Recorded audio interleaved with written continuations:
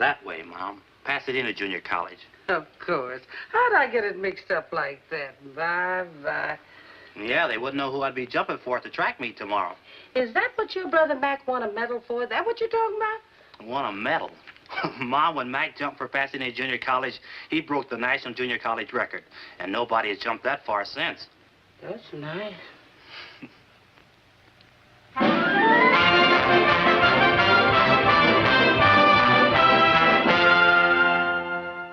This kid jumped 20.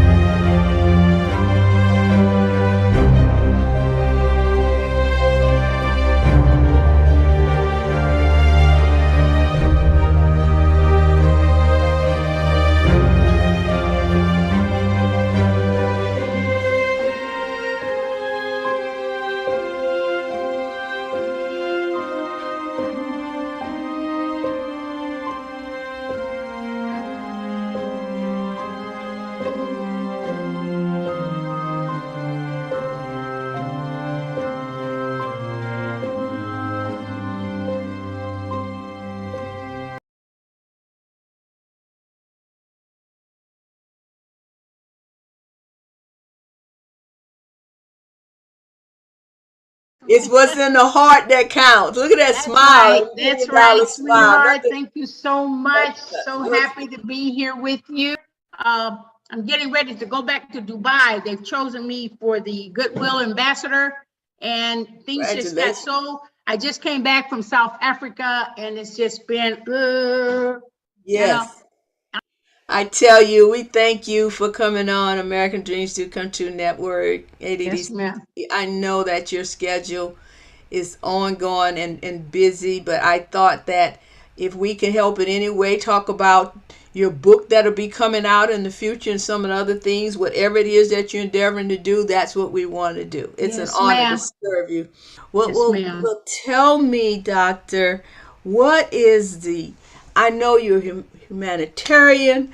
I know that you are a soon-to-be published author. You're an actress. What else is there that excites you to keep you going on? What else are we going to do this year? I do my pilot thing every now and then. So I'm an aviator. I like to fly. I'm on the board of Fly Compton. Yes. That teaches little Black girls and boys to fly and get into the in the aerospace arena. And I continue to do that. And I'm also on the board of the Bronze Museum in Orlando. Okay. But right now I'm doing producing right now in films. Okay. That was my purpose of going to South Africa to meet the director Coots from Cougar National Park, and we're doing a movie on Garrett Cortez, who used to be a Caucasian man out of South Africa who was a fighter, and he supported Nelson Mandela during the time of the apartheid. And by this white guy being a great champion and supporting Africa, Mandela at the time, they kicked him out of Africa.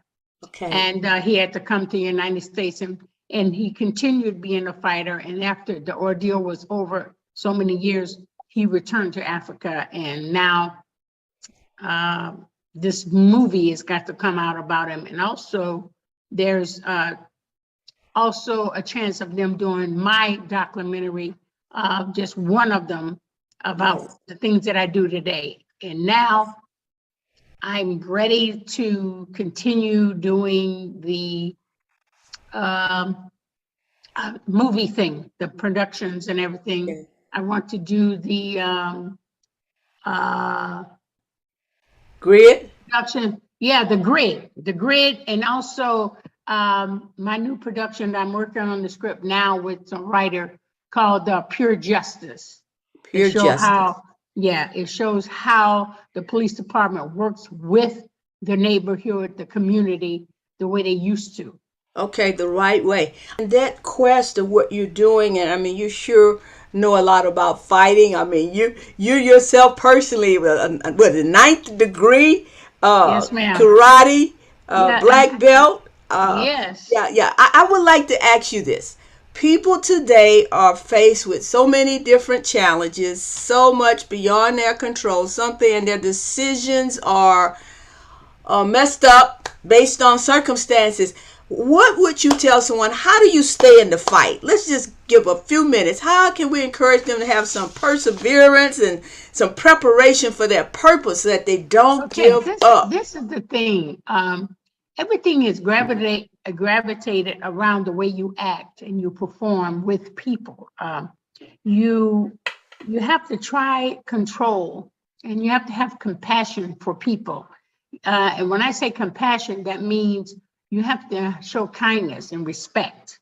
Most importantly, you shouldn't let your levels of emotions get so out of control that you make the wrong decisions. Can make it the wrong decisions. And a lot of times when you get emotional, you have to control your emotions. That's the most important thing. Controlling your emotions. And to have that, you have to discipline yourself. And to discipline yourself, you have to know what you want in life, go after what you want in life, and do it with respect.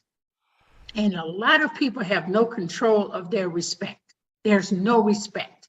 And it has been towering over us for so long. They think they have to make noise or a reaction. You don't have to make noise. You don't have to throw something out in the street or blow something up to get attention. You can get attention simply by speaking out and being honest about what you say, the truth, and what you do.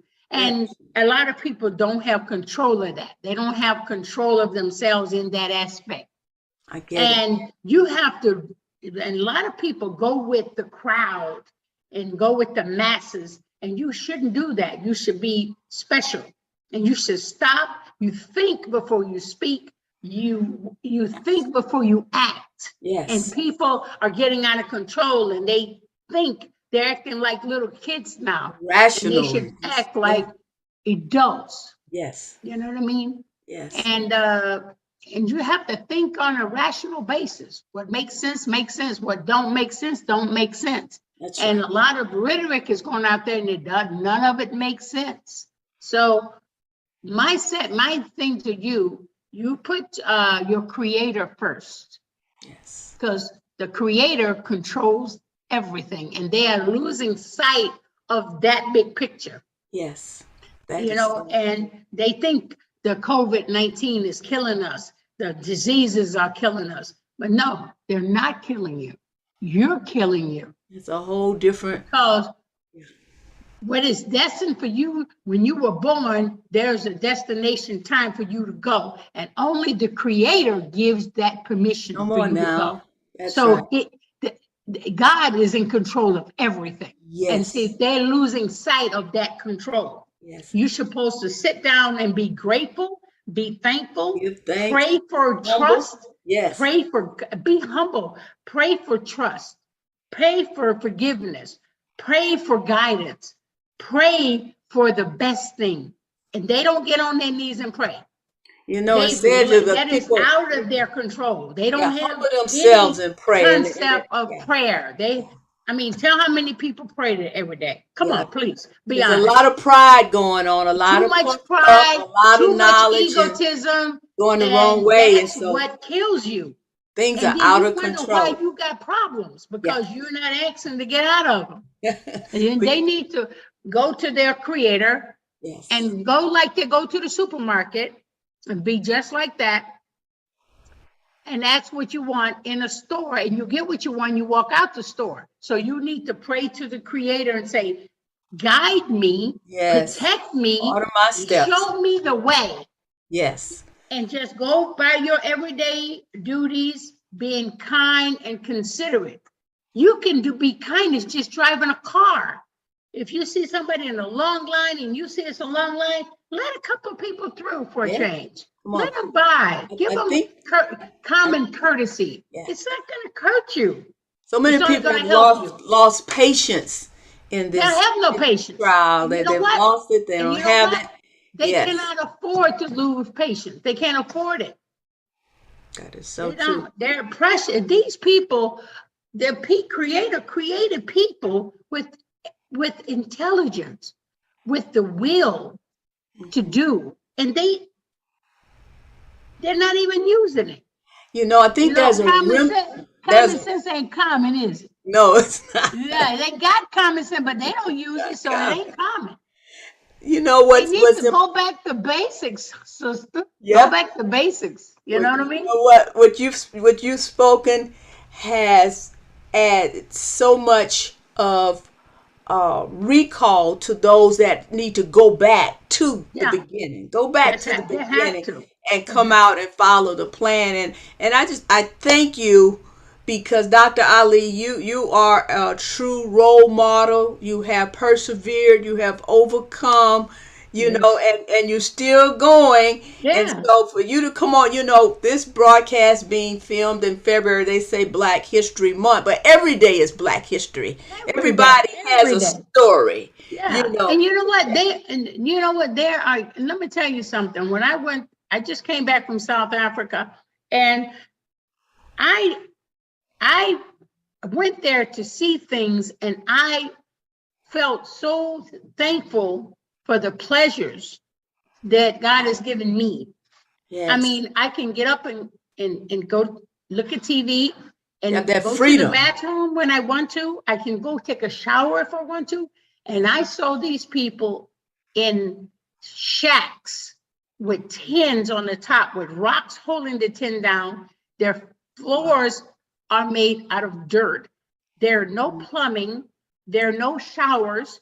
And they have canisters outside, maybe 2, 3, 4 blocks away. Then they have to go to so long to go just to the bathroom. And I go, oh my goodness, this has taught me to be so grateful for what I have. Yes. I'm in Blanca's house, and it's so beautiful, and it's like a paradise. Yes.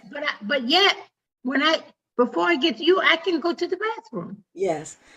We take a advantage. shower We we're not taking advantage of what's so many ways. We take a lot of things for granted. Granted. First, Dr. Miles Monroe said, if you don't know the purpose of a thing, you abuse a thing. And there's Exactly. so much abuse going on, not only in things, but people and And relationships. they're selfish. They're Selfish. selfish. They Oh, got egotistical. They're egotistical maniacs out there, and they're not stopping and smelling the roses. They're not smelling the coffee. They just taking everything. So this is that, and you need to just see what's up under your nose and right in front of your house. stop and You smell the know, they're roses. just not grateful. They need to start praying more. That's their problem.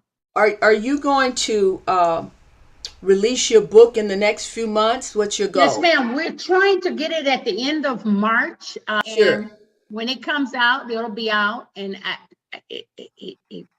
I hope it just come out when it comes out, because I have so much on my plate right now. I know. I'm trying to end my Black History Month to finish it, because 2.5 weeks is gone and when I was in Africa, so I missed a lot of events. So I'm trying to make up for them right now, because as we speak, even before the book comes out, I have to go to Dubai.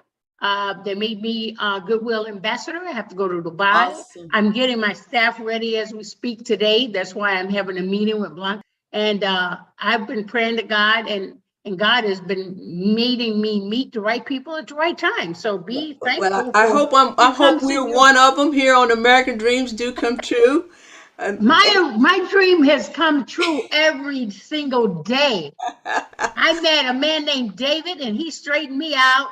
We're gonna say thank you for the time that you come on. I The love words you. of Look, wisdom. let's do it again so I can spend more time with you. So Yes. Blanca, we're gonna put her in our schedule so we can make a thing by the time we get back from overseas. From Dubai? Come back. Awesome. Yes, ma'am. Awesome. And you are the rock, sister.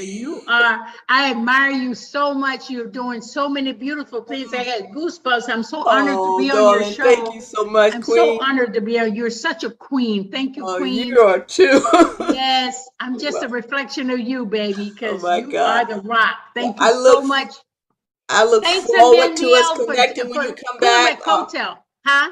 I said, I look forward to us connecting when you come back, and wherever you are, wherever we are, maybe we can meet in person and Yes, and do some things. Okay, I'll be with you. Absolutely. I would be with the grid next week and a few weeks there in Atlanta. So we'll talk when you come back. Thank you. That All was right. great. Thank you so much. Thank And keep up the good work. You you. are a woman that has vision. Thank you so much for being beautiful. I just love being on your show. I just want to get more of you.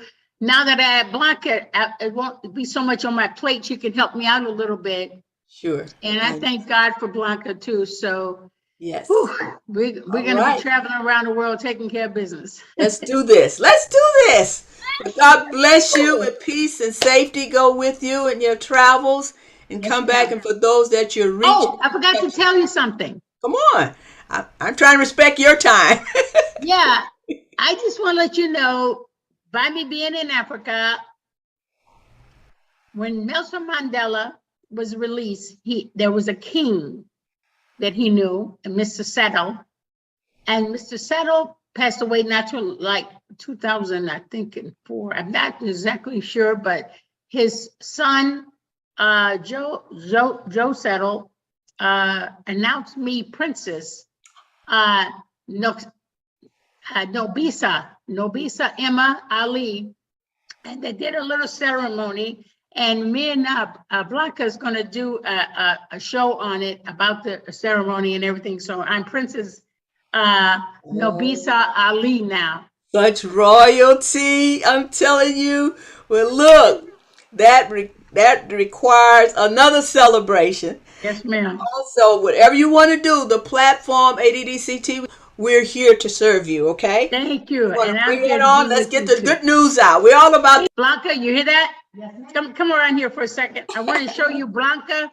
Yeah, we still working here today, trying to get things done. This is Blanca right here. Awesome. Thank you, Blanca. So good to see you, and I'm sure we'll be connecting more. I know you all had a great time at the yes, ma'am. Thank you Museum so much. I appreciate it. Let's do this together. She's doing this for the movie. You're in film now. To release your beautiful face to the world. Wow. Is it Awesome. okay? Do you give her permission? Absolutely. Okay. Absolutely. We're sisters. We do this Thank together. you so much. Isn't she pretty? She's beautiful. A magnetic.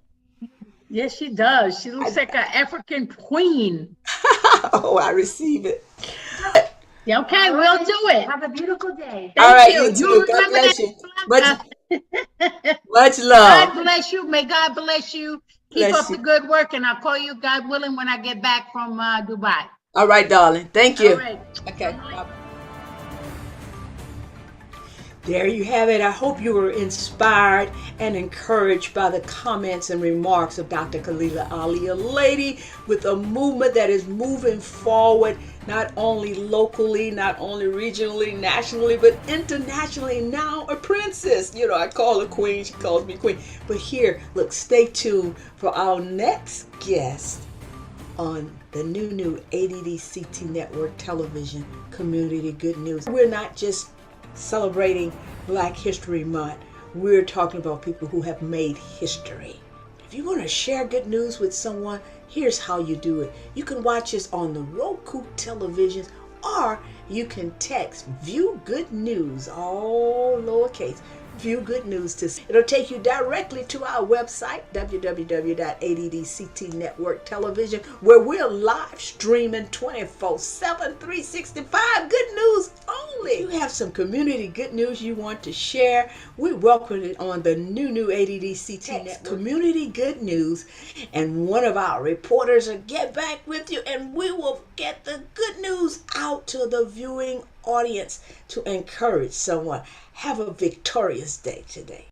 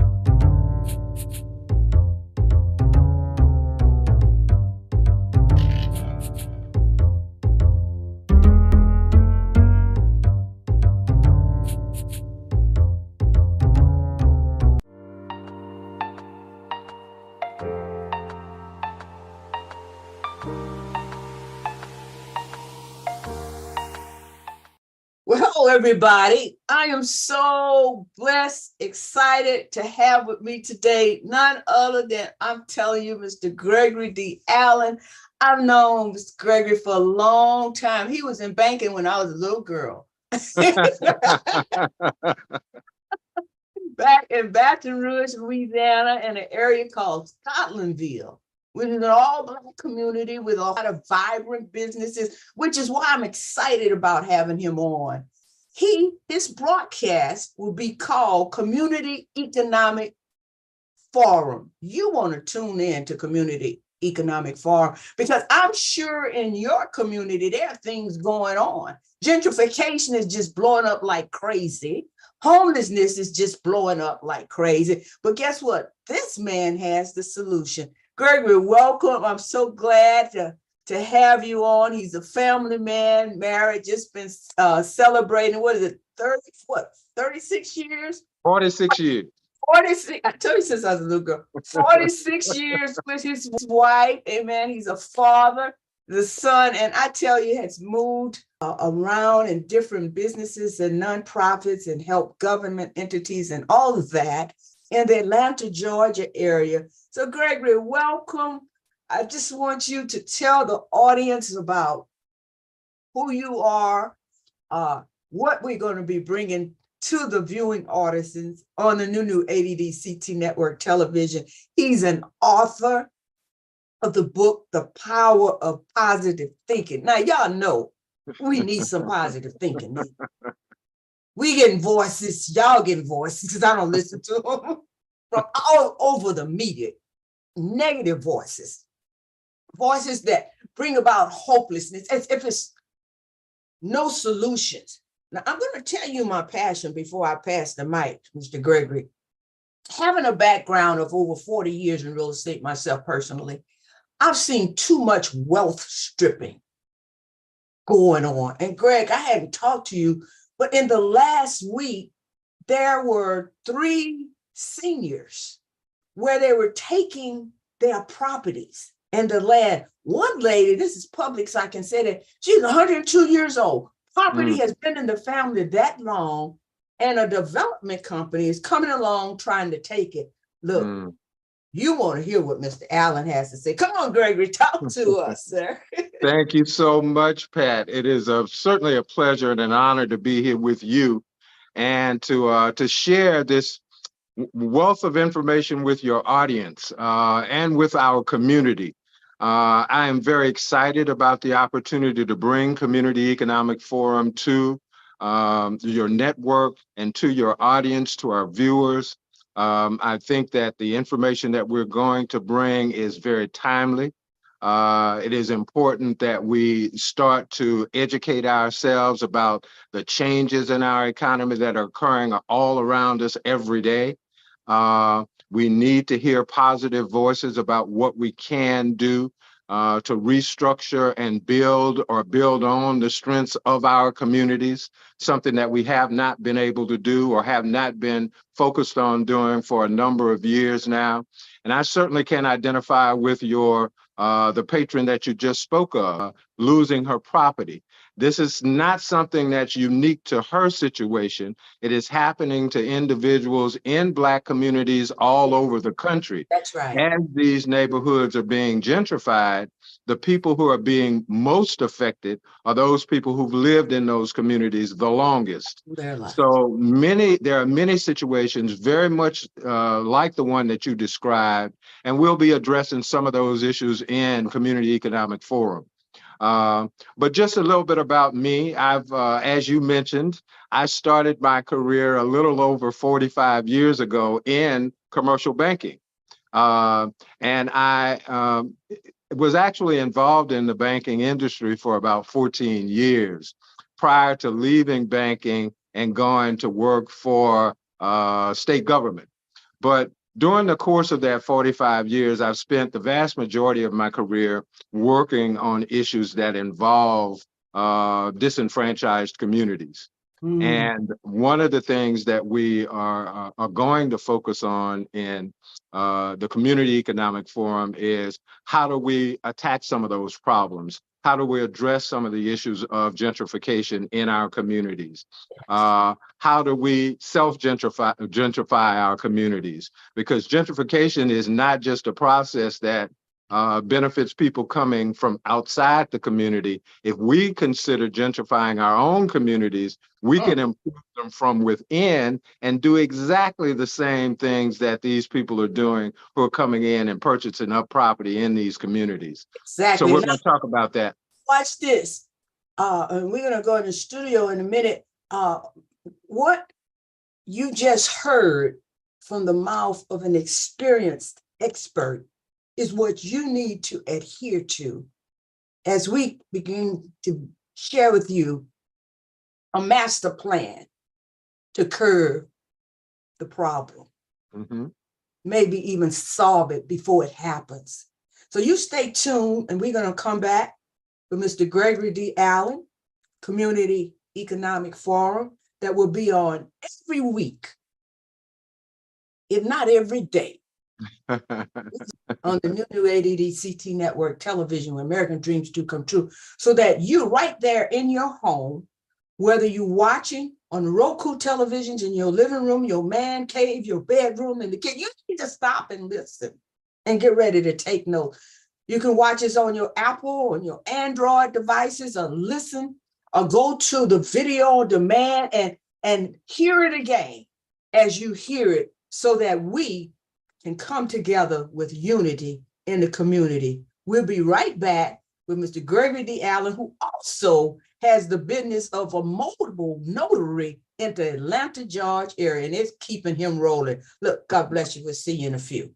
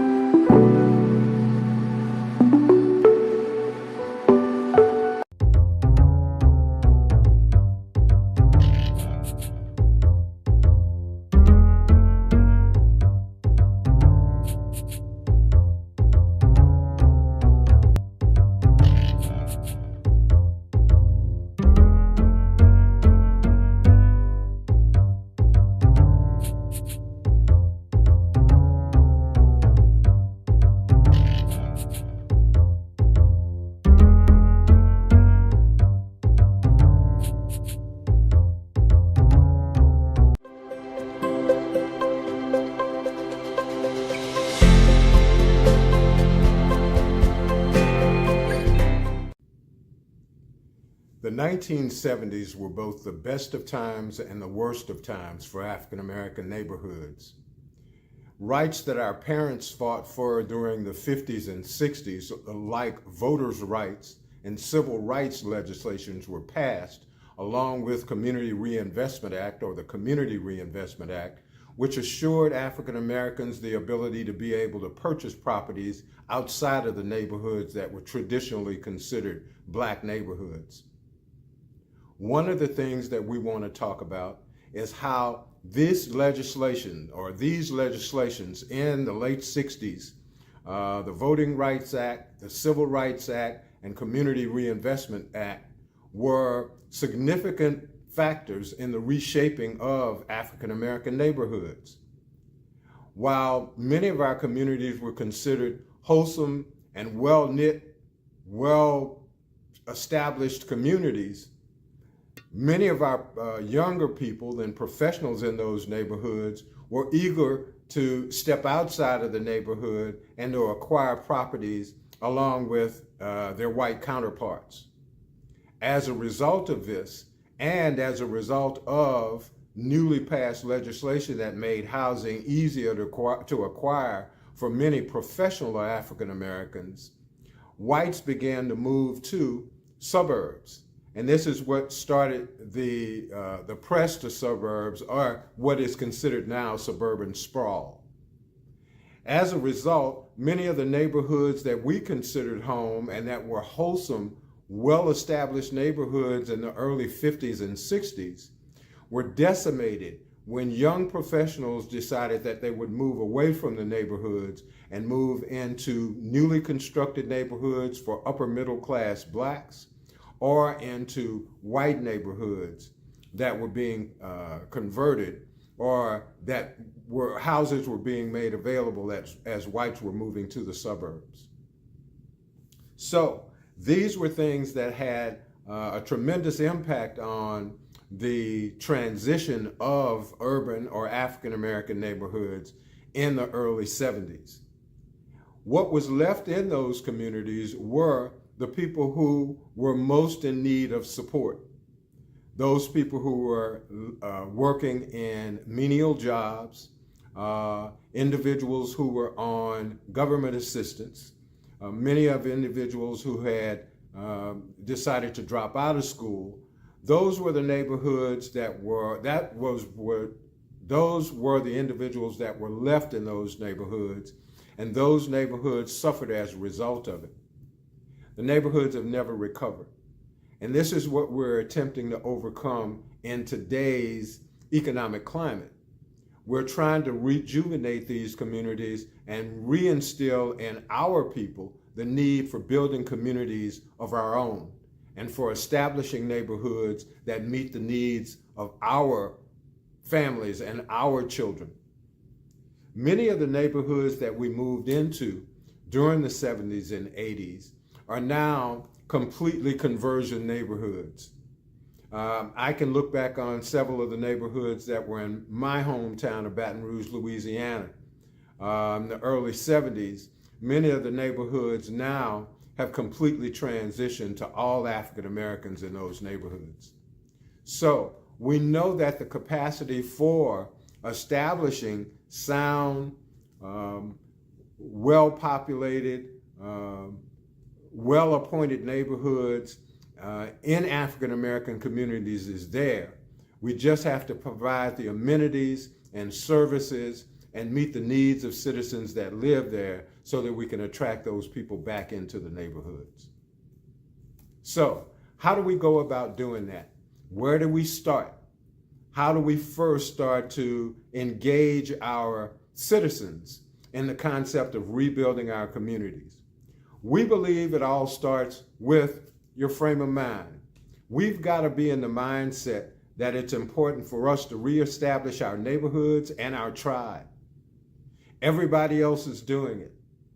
Other communities have started to group together. They're making investments together. They're building neighborhoods and communities together.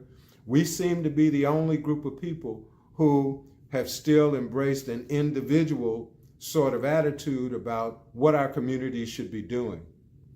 I'm happy to see that there are many organizations across the country that are engaged in economic development projects, and we intend to bring those projects and many of the guidelines for those projects to you over the coming weeks and months. But it is important that we establish a mindset that will lead us to a place where we can begin to do the economic development revitalization that is most important to our neighborhoods. I think that in order to accomplish that, it's important that you have the proper mindset. Having that proper mindset means that you're going to have to eliminate much of the negativity that flows through our minds every day and that we're surrounded by in our daily lives. In order to accomplish that, I want to offer all of our viewers a free copy of my new ebook, The Power of Positive Thinking. In order to get that book, I've put an email address right down at the bottom, gdallen1972@gmail. I'd like for you to email me right now with just a short message saying positive thinking. If you can't email me, then you can text me at 404-942-8420 with the words positive thinking. With just that information, we'll send you back a free copy of my new ebook, The Power of Positive Thinking. It's important that we establish a mindset that leads us to a place where we can create the communities of the future for our children. I'm counting on you and your involvement as we go forward in this process. I'm really excited. We here at ADDCT Television Network are excited to bring you this important programming, and we look forward to seeing you next week. Again, for Community Economic Forum, my name is Gregory D. Allen, and we'll see you next week.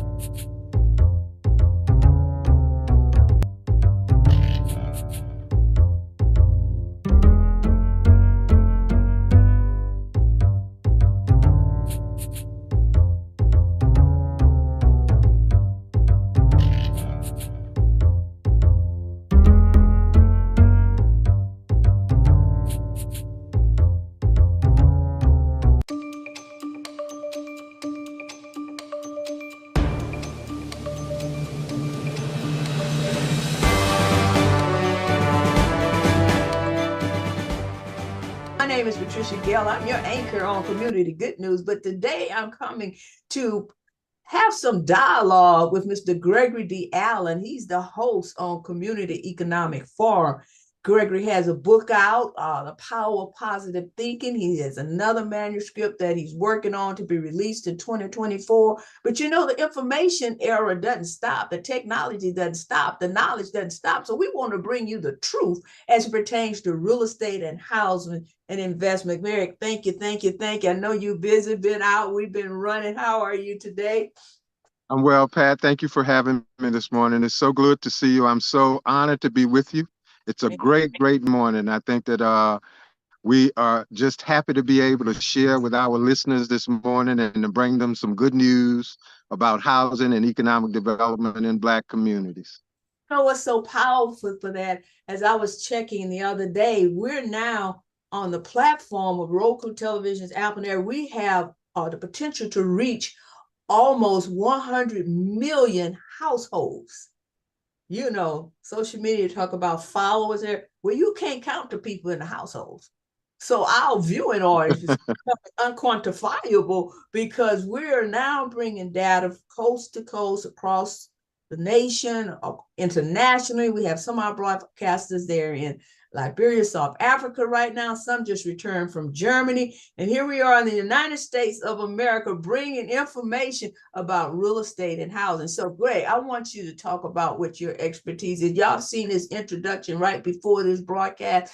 The man has been in banking for a long, long time. He's got a lot of information, but he's got the wisdom to have the what? The understanding. So a lot of people get knowledge and they read, but they don't have the understanding and the revelation. Greg, talk to us today. What's on your heart? What's on your heart? Tell the people what it is they need to know in this hour.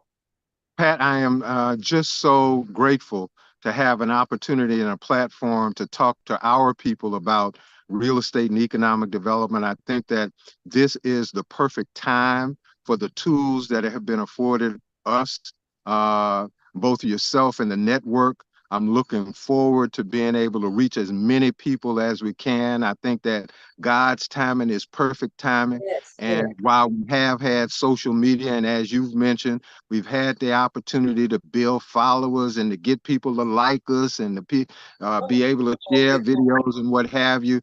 There's never been a greater opportunity for us to reach more people than we have with this network.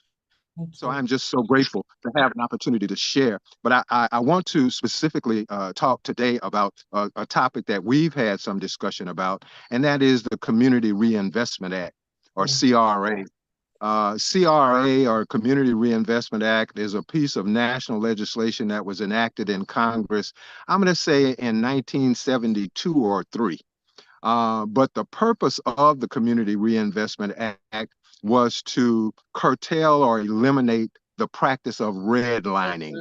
Redlining was a process or a practice that was utilized by banks and financial institutions in the earlier years to exclude Blacks from home ownership and to restrict Blacks to certain communities within areas.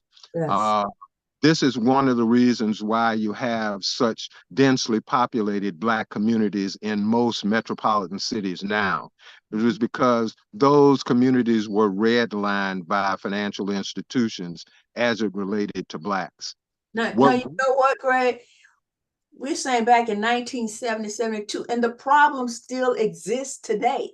You still have where people can't get the funding they need to have affordable housing or quality housing in the area, whereas they're taken to the blighted areas or areas that maybe people have lost property from tax liens or foreclosures, and gentrification is kicking in. I know we're not talking about that right now, but I'm talking about how long this problem has existed with the redlining. So come on, talk. Let me. Right. The persistence of the problem is evident. And I think that it is evident by the fact that we do still have communities that are densely populated by only Blacks. Here's the thing, though, Pat, and I think that there is somewhat of a misnomer about our abilities to acquire and develop those properties ourselves. We do, in fact, have the ability to rehab those properties and to transform minority communities. What we do not have is the togetherness that we need to accomplish that, the community or the family we need to accomplish that, and we don't have knowledge of the tools that are available to us for accomplishing that. There are available to us, no matter your credit situation, no matter your financial circumstance. There are tools available to us as individuals within the communities that will allow us to acquire real estate, to acquire investment properties, to establish new businesses. You know, I have adopted a new slogan for 2024. Oh, okay. Let me tell you what the slogan is. It is high time that we stopped asking who's going to help us and we start saying who's going to stop us. There's nobody Yeah. capable of Woo! stopping us from Yes. doing the things that we want to do if we do them as a collective body. You may recall that most of our biggest gains in this society over the last 50 to 60 years have not come from individual contributions to our community. They have come from collective effort from our community. All right. Sit-ins, marches, Okay. boycotts, all of these things involve the larger community. We have become such a community focused on individual accomplishment. We've forgotten the dynamic nature of our collective engagement. Mama. What I'm Unity hoping in the community.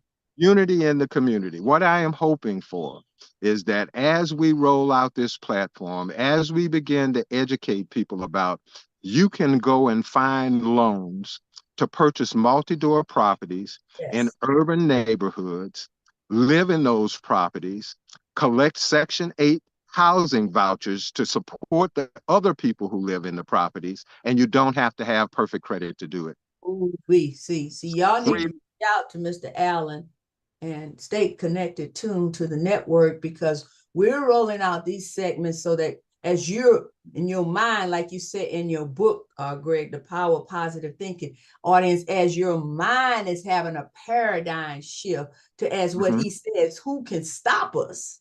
You know, as you're getting ready, we're already positioned with the tools and the products.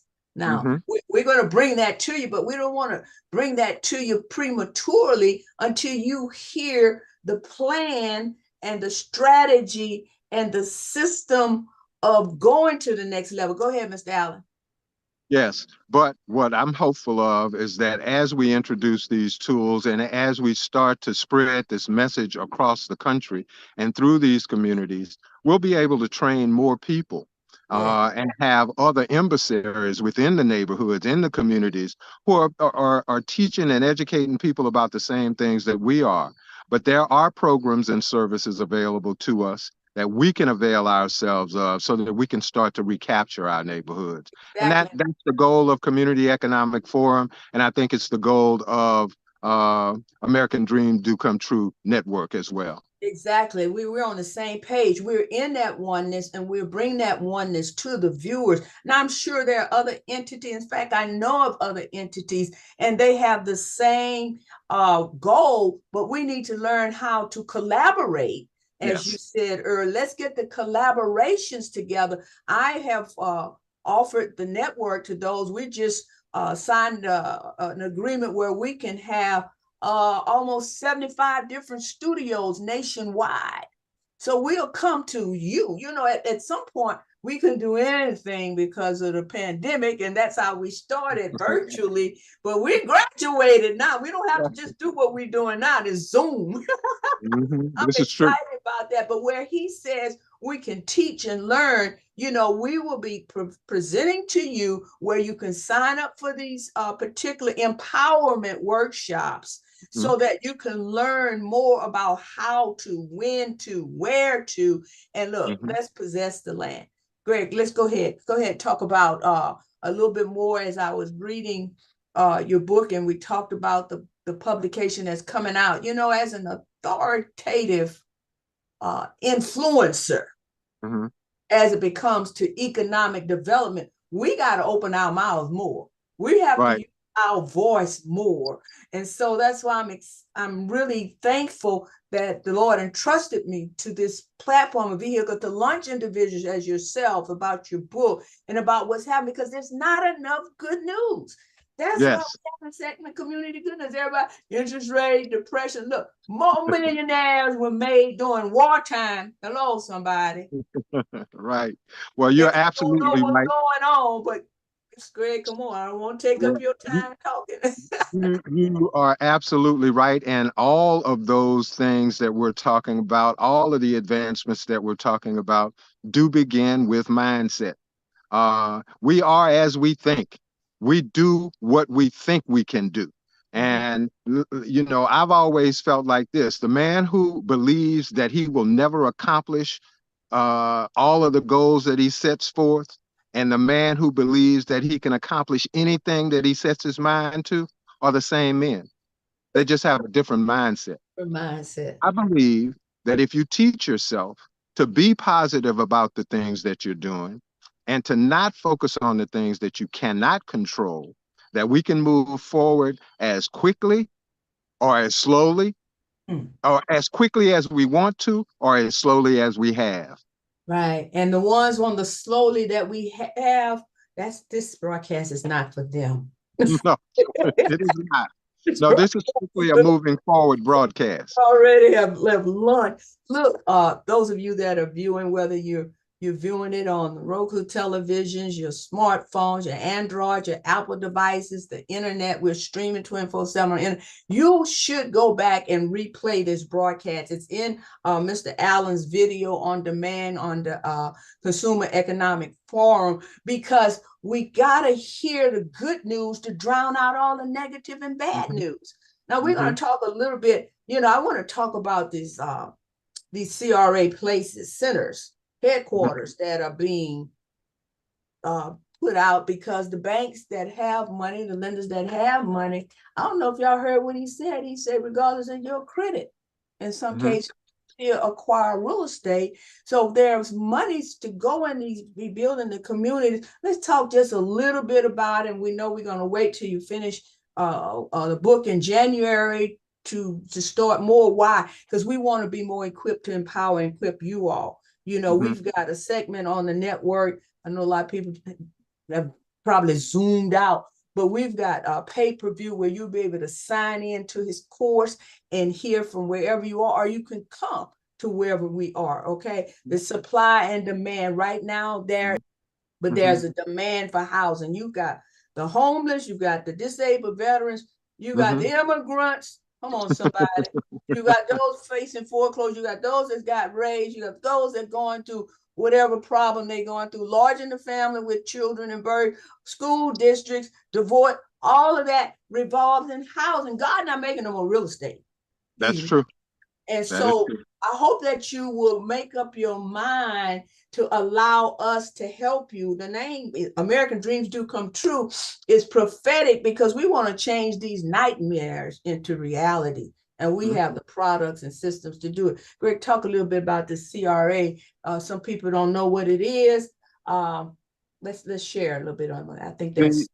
Well, we were talking about the Community Reinvestment Act, and that legislation primarily targeted federally insured banks, or banks that were insured by FDIC, the Federal Deposit Insurance Corporation, which is a federal organization that insures American bankers or American citizens' deposits in federal banks. So the legislation targeted those banks. And what it did was it suggested to banks that they had an obligation to lend to all of the citizens within a certain geographic area. And the banks were obligated to report what contributions they had made to those neighborhoods annually. Oh, my. However, it was the responsibility of the politicians locally to have them uphold those laws and regulations. So you have to challenge the banks. If you have a bank in a community that is responsible for lending to all of its citizens, but they're reporting and they're required by federal law to submit an annual report that outlines what that participation is, then you've got to request a copy of that report. If you're in a community that is predominantly Black and that has a large segment of your population living in housing, then it behooves you, or that are trying to start businesses, it behooves you to know what those businesses or what those banks are doing to assist the people in those communities. Right. And on that note, I'm sorry for interrupting. It's burning inside me with passion. There's an entity, the National Association of Real Estate Brokers, the realtors, they're releasing the State of Housing in Black America report, so that even if you don't have the information from the banks, the report, you can go on their website now, narrep.com, and read the report from last year. It ought to make you be mad, have some righteous indignation, get up off your gluteus maximus, like Greg said. Let's go forward and get the houses, get the apartment. It's okay if you rent, you have to rent, we all have, but it's time to also acquire. And you don't have to acquire to live in. Acquire it for the purpose of renting, for providing decent, affordable housing for other people. There's a spiritual blessing in lease or purchasing property to offer someone else a place to stay. It doesn't have to just be a place for you to domicile. You understand? You done jumped into my segment for the coming weeks with this private money investors loan, whereas we using private dollars for rehab, for non-investment property, multi-purpose, and community. And as I said, reach out to us. Reach out. We want to share the information to those who are serious. Now, if you're not serious, and then this is not the time. So he just dived into it. I'm gonna go and get this football season. I grew up in the South and Southern, so that's what we know, the sportsman's paradise. I'm gonna go and get a ball back to you, Mr. Well, no, I just want to tell people that the Community Reinvestment Act was a dismal failure. And it was a dismal failure because there was no mechanisms in place for community reinvestment to punish the banks if they didn't do what they said they were going to do. And as a result, they've continued to redline. Do it. That's exactly. There are fewer branch offices of banks, national banks in Black neighborhoods now than there were in 1970 when I started my banking career. Replaced by police stations, may I add? The bank yeah, at least my branch was. The branch that I managed has been converted to a police station. But there's another branch on the other side of town in the same Black community that we're talking about that also houses that city's 100 Black men. So all of the old branch offices haven't been converted to police stations, but some of them have. But the point I want to make is this: because the program itself was such a dismal failure, what the federal government has done now is they have certified certain financial institutions whose primary function is to make those loans. And that's where they are called community economic development institutions. Stop right there. Say it again. Y'all need to listen up and hear this. Come on. Community economic development institutions. Yes. Google it and Google a community economic development institution in your neighborhood. It will tell you which of the financial institutions have been designated for the sole purpose of lending money to people in poorer, less affluent, less developed neighborhoods. That's us. But we have to be able to access those funds. We have to have the resources to teach our brothers and sisters how to access those funds and for us to assist them in accessing those funds, because the other people aren't assisting us in accessing those funds. So that's our goal. Our goal here at American Dreams Do Come True TV and Community Economic Forum is to enlighten you about the tools that are available to you so that you can purchase housing, you can find business loans, you can find investment funding. We can build our own investment portfolios and our own investment teams. The new book that's being released in 2024, Investing in Us, is a book about the use of rotating savings and credit associations, a process that is utilized by immigrant business owners to dominate the ethnic healthcare industry, which is all of these beauty supply stores that you see, all of the hair you see being sold, all of the nail salons, all of the gas stations. There's a method for these people funding these businesses, and all of them aren't going to financial institutions and asking for loans. They're financing those businesses themselves. We are going to demonstrate to you in this new book that we're releasing in January of 2024. We're going to explain to you how that process works, how you can create banks or revolving funds in your own communities, in your own homes, with your churches, with your social organizations, so that we can start to do exactly what everybody else is doing. The one thing that we don't have to do this process is togetherness. That's what ADDC TV is designed to do, bring us together. Exactly. Mr. Allen, I tell you, this has been commendable. I thank Got you. me sweating. I know. I got excited. I said, wait, man, I need you to come on the air and everything. And so we did. I got excited. Huh? Yeah. I said I got excited. Yes, that's good. And we're going to stay excited. And I like to say, I'm not just excited, I'm ignited. So look, thank you all for tuning in. Again, replay. I'm not saying share. That's social media. We on a global network. Replay this broadcast. And we'll even have our support team fix it where you can download it. You can download it so that, whatever you want to do to help bring the community in the community. Mr. Allen, thank you so much. Look forward to our next time that we're coming together. And just remember, if we can't bring you 100% community good news, we're not going to bring you nothing. Bye. Bless you, sir. Thank you.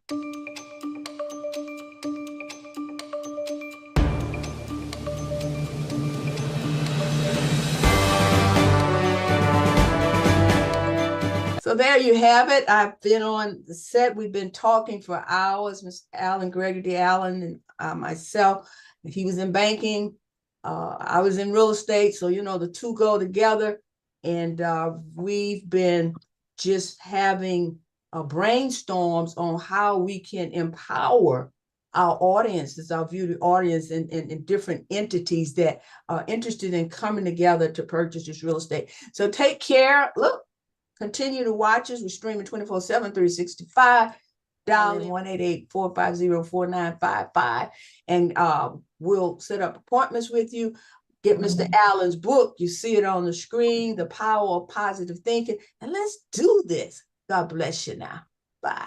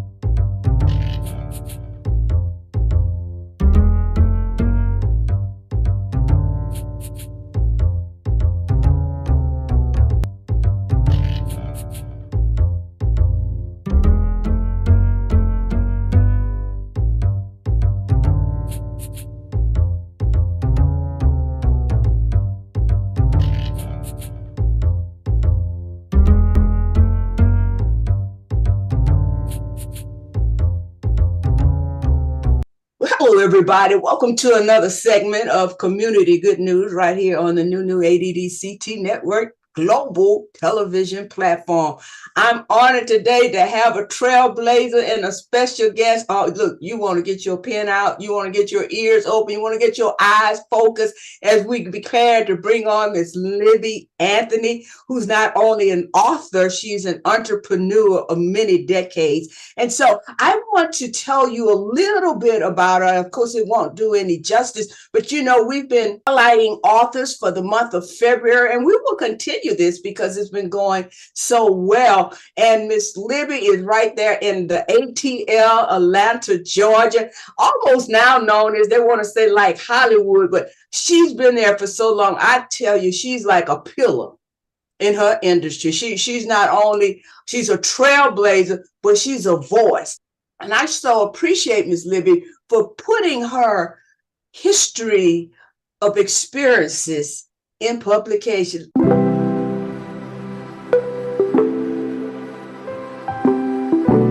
Miss Libby Anthony, how are you today?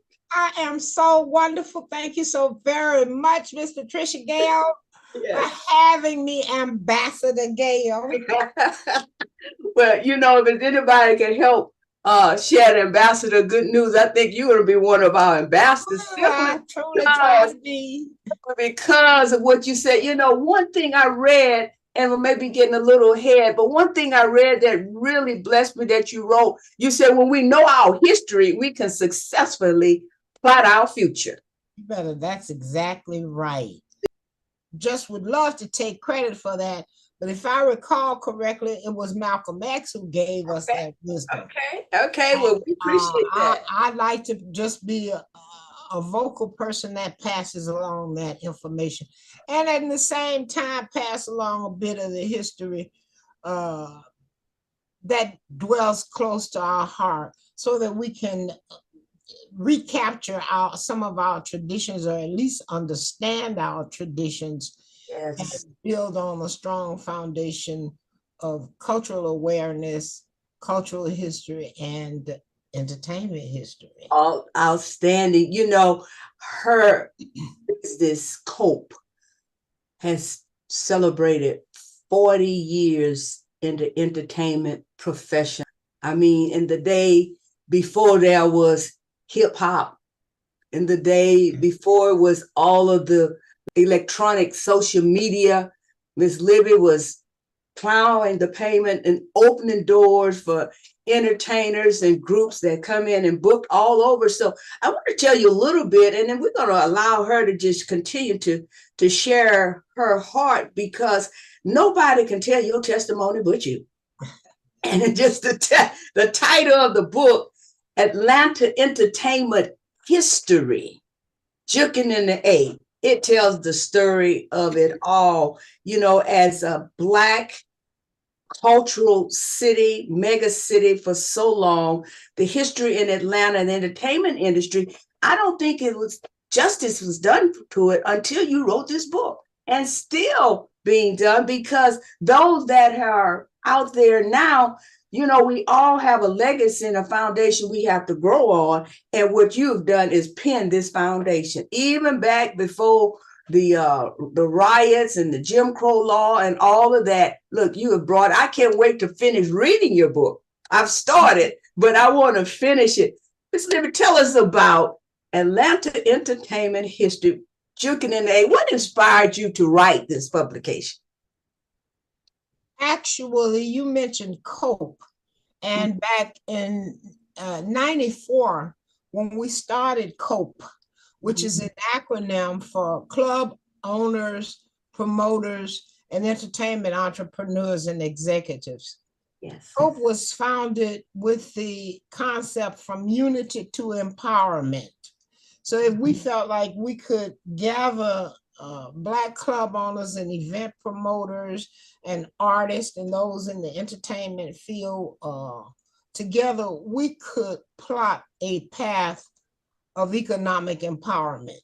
When we were putting that together, of course, with any conference, we initiated a 3-day conference. And with any conference of that sort, you want to have a journal. So in putting the journal together for the conference, I thought it would be important, since it's Atlanta, to know a little bit about the Atlanta entertainment history. As would have it, a girlfriend of mine did quite a bit of research way before 94, I said. Yes. Before the internet, there wasn't no go to Wikipedia or Google or any of that. You had to go to the library. All right, say that. They had something. This was even before the Auburn Avenue Research Library, which is kind of concentrated on Black studies. Nevertheless, she began putting together the history of entertainment in Atlanta. May she rest in peace. Let me say her name, Philippa Lassiter. At any rate, right before COVID, I, for some reason, took that journal out and started reading that history. And I found a couple of things I knew had learned since that time were in error. So okay. I just started, researching, finding that out, researching and listening, looking for some other information. COVID hit.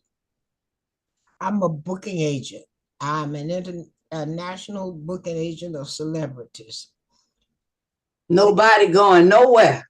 Industry shut down. Venues shut down. Artists had dates they couldn't play. I was out of business per se for 2 years, and sitting around with nothing to do and nobody to talk to on the phone Tell me about it. The birds in my plants. I decided, okay, let me do a little bit of research, and the book was born. I know, and you know this well, if you follow spirit will reveal all things to you. And as I just started researching, a concept came, and then inevitably the words came.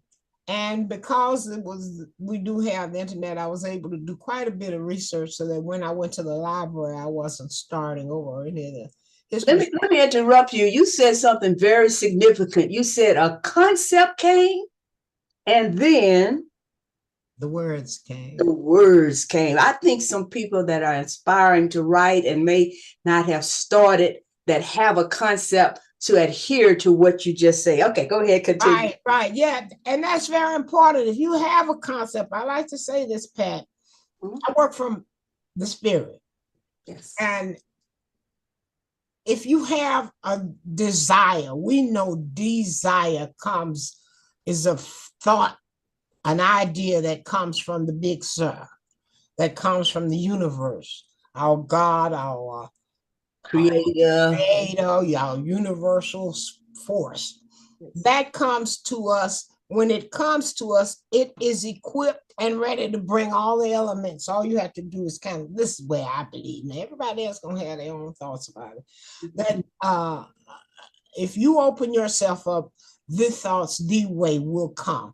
And I stand on that as a 35 plus year entertainment professional with no knowledge of the industry when I came in. Nevertheless, back to the point, COVID birthed the book. And that's interesting. COVID birthed this network. But hey, COVID gave us an opportunity to start over, examine ourselves and start over as such. Start over. Go to another level. One of the topics that titles in your book that's standing out to me, and I'll just like to read some of them to encourage those of you that are viewing to include this book in your library, because history oftentimes from African Americans has not been written, and neither has it been told truthfully.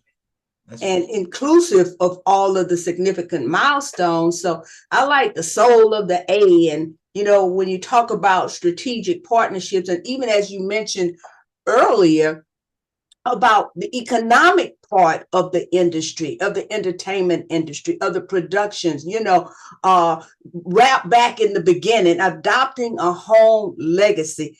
Now watch this. Black promoters, a civil rights issue. If you don't get it for no other reason, you should get it to read this chapter in the book that our guest, Miss Libby Anthony of Atlanta, Georgia, who's been in the industry 40 years, has written, and I might say a graduate of the HBCU, Southern University. That's right. Go Jaguars.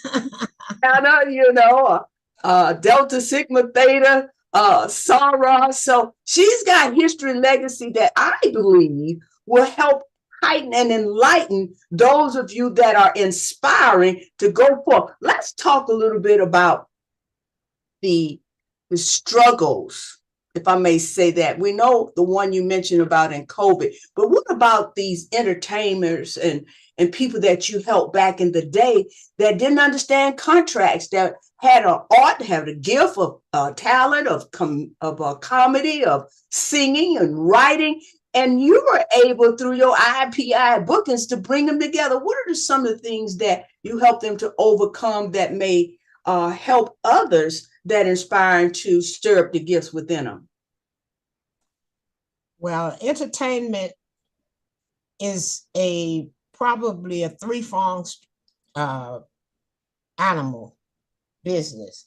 You have to have the talent, you have to have the contacts, and you have to know the business. Probably a lot more than that, but if I were to talk about from the top of my head, those things I would say are important. Mm-hmm. I think that artists particularly need to understand, first of all, you have to have you can be a local entertainer or you can be a national entertainer. Now, to be a national entertainer costs a lot. Okay. The local entertainer, you must be possessed with talent in either one. I think that you have to be very honest with yourself and your friends about your talent, first of all. Honesty. You have to have an extraordinary talent. Everybody in the choir doesn't get a solo. Well, and there are a number of artists out there that really just should be singing background. Mm-hmm. So you need to have a unique talent, especially if you want to try to have a national approach. And I would tell artists that if you're seeking a national level, you're going to have to do recordings. Now, the industry has changed in terms of how you promote those recordings, but you have to have a recording. Nevertheless, you need to also understand that the record is to enrich the record label. Oh, yeah. Artist is enriched by their performance. You'll get a piece of the record, a percentage of the profits, but there again, profits come after the recoup of the expenses. So the record label can always pad the bill for expenses, and you might not, it'd be a long time before you start seeing some of the benefits of your recording. Now, you just gave a hidden treasure. It may not be hidden when you said the records generate revenue for the record label. Now, let me divert for a minute. I know we know there was a controversy recently in the entertainment industry where stars and artists were voicing their disappointments of how much revenue they were receiving when they portrayed their gifts and their talents. So this has been going on a long time. And let me give a shout out to your son, Raj Anthony, a graduate of West Point, but he's also an entertainment lawyer. So those of you that are in entertainment, and you need to know the legal aspects of your contracts as well. And what she just said, before you even see any profits. the record labels are gaining the money from your gifts and talents and whatever you have left over. You're going to need them to get to the next venue. Am I right? That's right. Okay, continue on. It's just, you struck a nerve. Well, you have to use, and I think artists need to understand the record is a tool that you use to promote your talent. Okay. There may be other tools, podcasts, obviously live performances, chit chat, whatever, internet, Instagram, all that are tools to promote your talent, promote your talent, not to get paid for your talent. Uh-oh. If you're not a strong influencer where somebody from Nike or somebody is going to call and say, hey, I'll give you so much money to talk about my product. You're going to, as an artist, your money is going to come from the stage. Your money is going to come directly into your pocket from the promoters, the club owners, the colleges, the corporations that hire you to perform. That is so. Note that a number of artists still perform without a hit record because their stage presence and their camaraderie with the buyer being the corporation, the club, the concert promoter, whoever hired you to perform, whoever gave you that stage to juke on, that person is going to tell you, is going to tell others what a great person this is to work with, what a great show they have. Matter of fact, I was talking to a promoter, just finished a show out in Colleen, Texas. And I was talking to him just yesterday. He had a show over the weekend with a R&B singer whose name I'll keep to myself, initials RD. Yes, ma'am.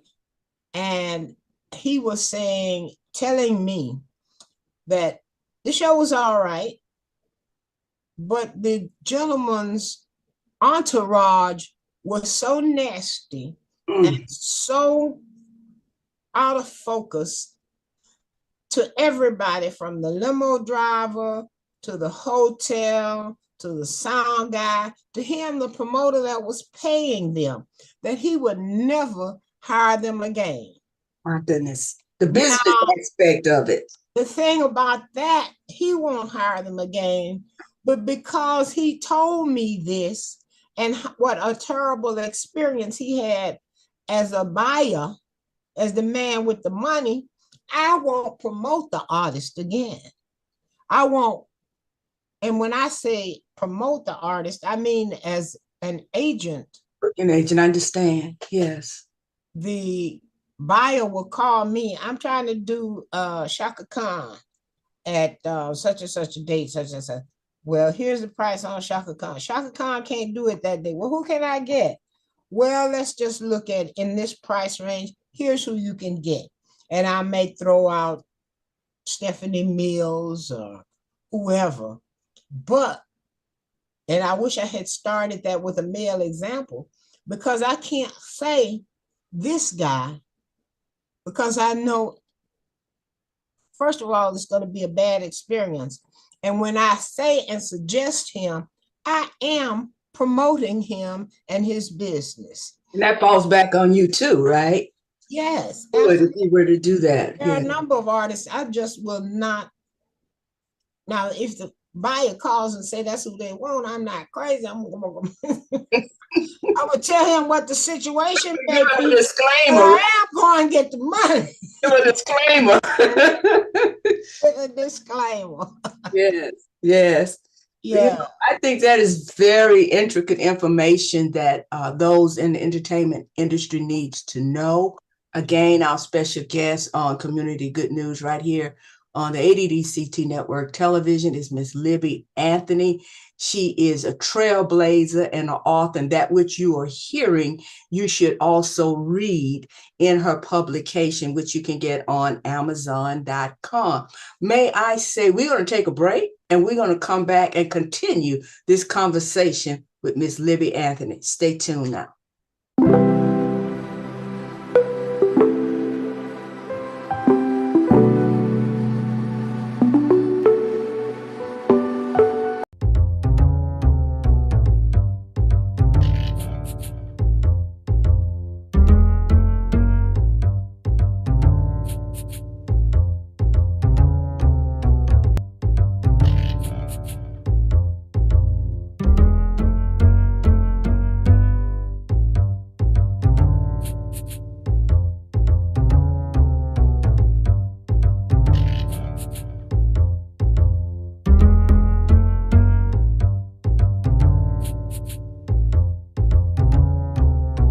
history, juking in the A. Well, welcome back to another segment of Community Good News here on the new ADDCT Network television platform, global platform, where this segment, we're highlighting authors on Community Good News.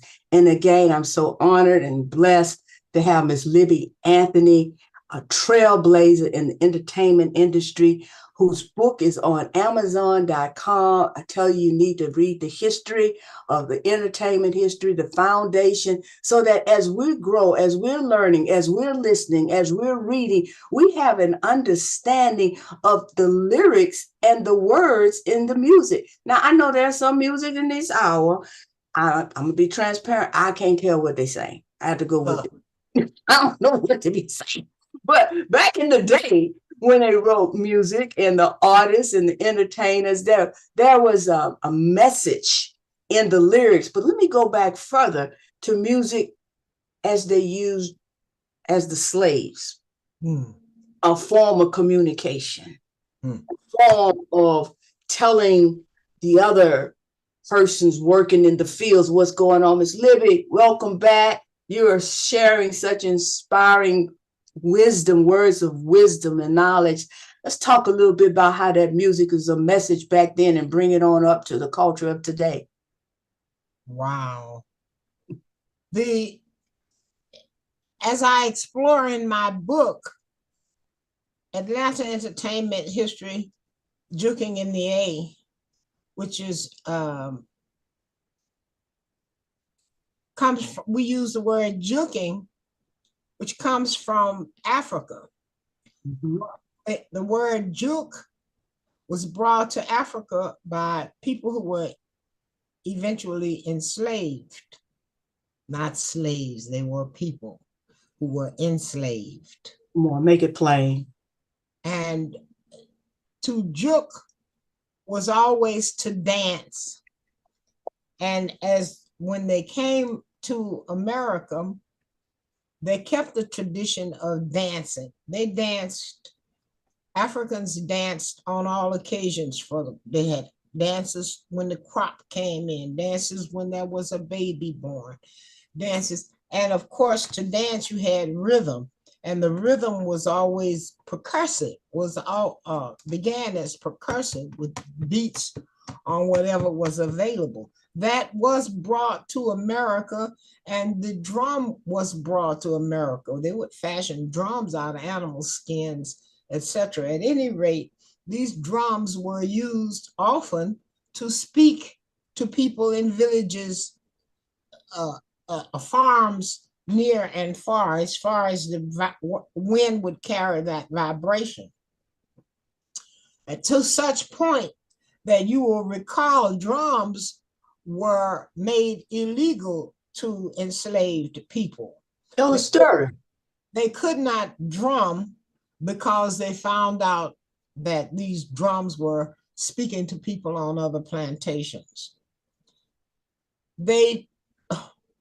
The master would do a number of things to prevent the enslaved people from communicating, but they communicated still. They made songs, many of which have gone still treasured as Steal Away, and Wade in the Water, songs that came from the experience of slavery. But to juke was always used by the slave master, that on days off, which we assume that was a Sunday, days off, they would have a way to express themselves, to release tensions, to dance, to communicate, and to stay limber, and not to sit around. They would still be exercising. So Monday morning when they hit the field again, they would be stiff. And also this juke was an exercise of not only culture, it was an exercise of stability, physical stability also. Joint arose from little shanties and meeting places where enslaved people could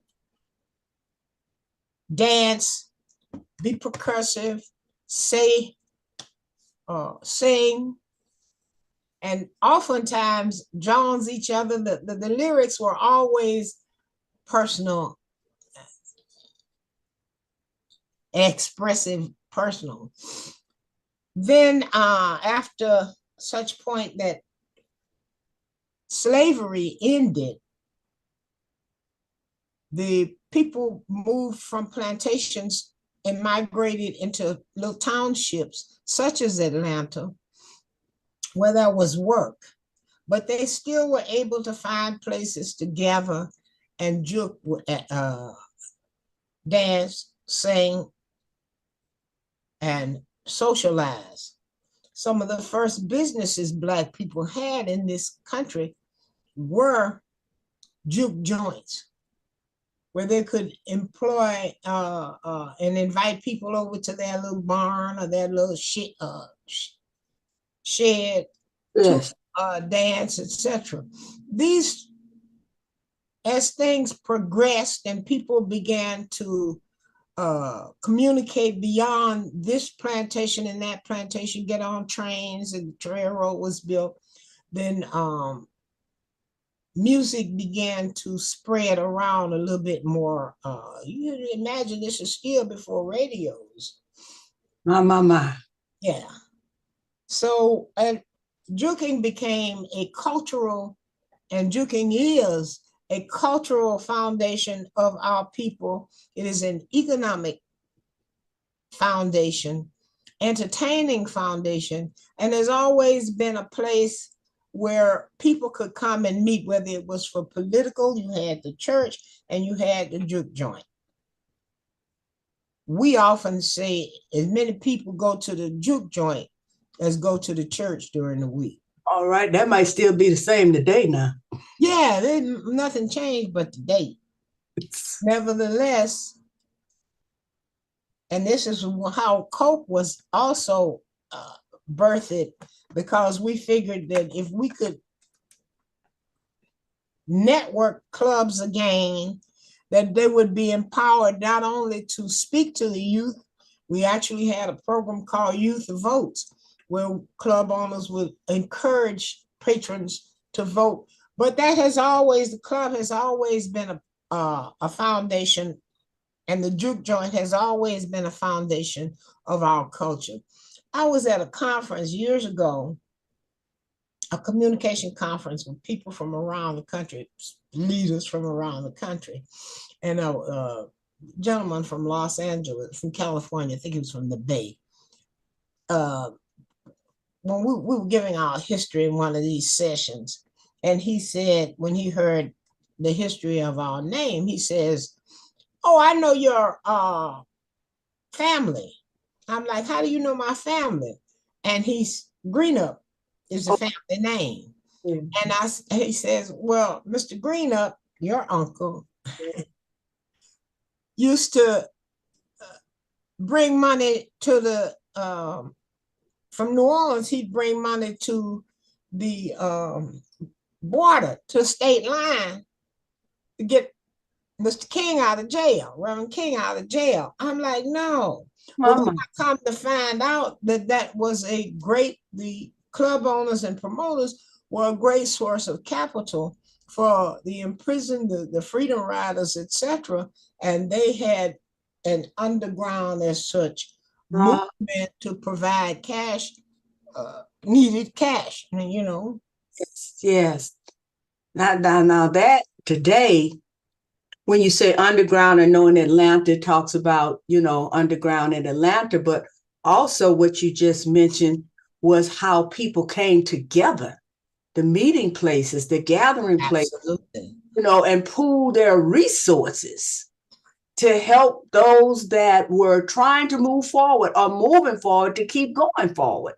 So these are the things like in Black history that people don't talk about, they don't know about, and they should, so that hopefully it will bring together again unity in the community. That's right. Because there's such division, there's such disparity, and people are selfish. Unfortunately, they don't look to help others. There was someone I was speaking to recently, Don't lose your thought.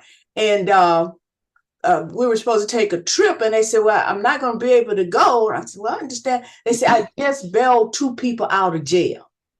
I'm like, whoa, that was more important than going on the trip we were going on, I think, at the moment. You understand? And so if we as a people can come back to helping each other, not being selfish, sharing the resources of knowledge, as you're saying, networking the different businesses, there is an economic empowerment that we have amongst ourselves. That's right. I believe it's important that we tell our history and the young people understand progress did not just happen. We stand on the shoulders of a lot of people who laid out a format, a platform, a plan that if we were to just plug into it, we would see and advance a lot faster, quicker, and stronger. Absolutely. It's more than what you see on the social media and platforms and on the TV where people flaunt and tell about their material gain. There's nothing wrong with that, and their riches are what they have. But what they did to get it has not the integrity and character of our forefathers and mothers, what they did to get it. And that's what makes the difference. Continue, Miss Libby. Don't get me started. I just want to jump forward just a little bit to the contemporary. Okay. We just had a phenomenal weekend with the Super Bowl. Mm-hmm. We had major entertainment from Usher. Yes. Who did an absolutely profound show.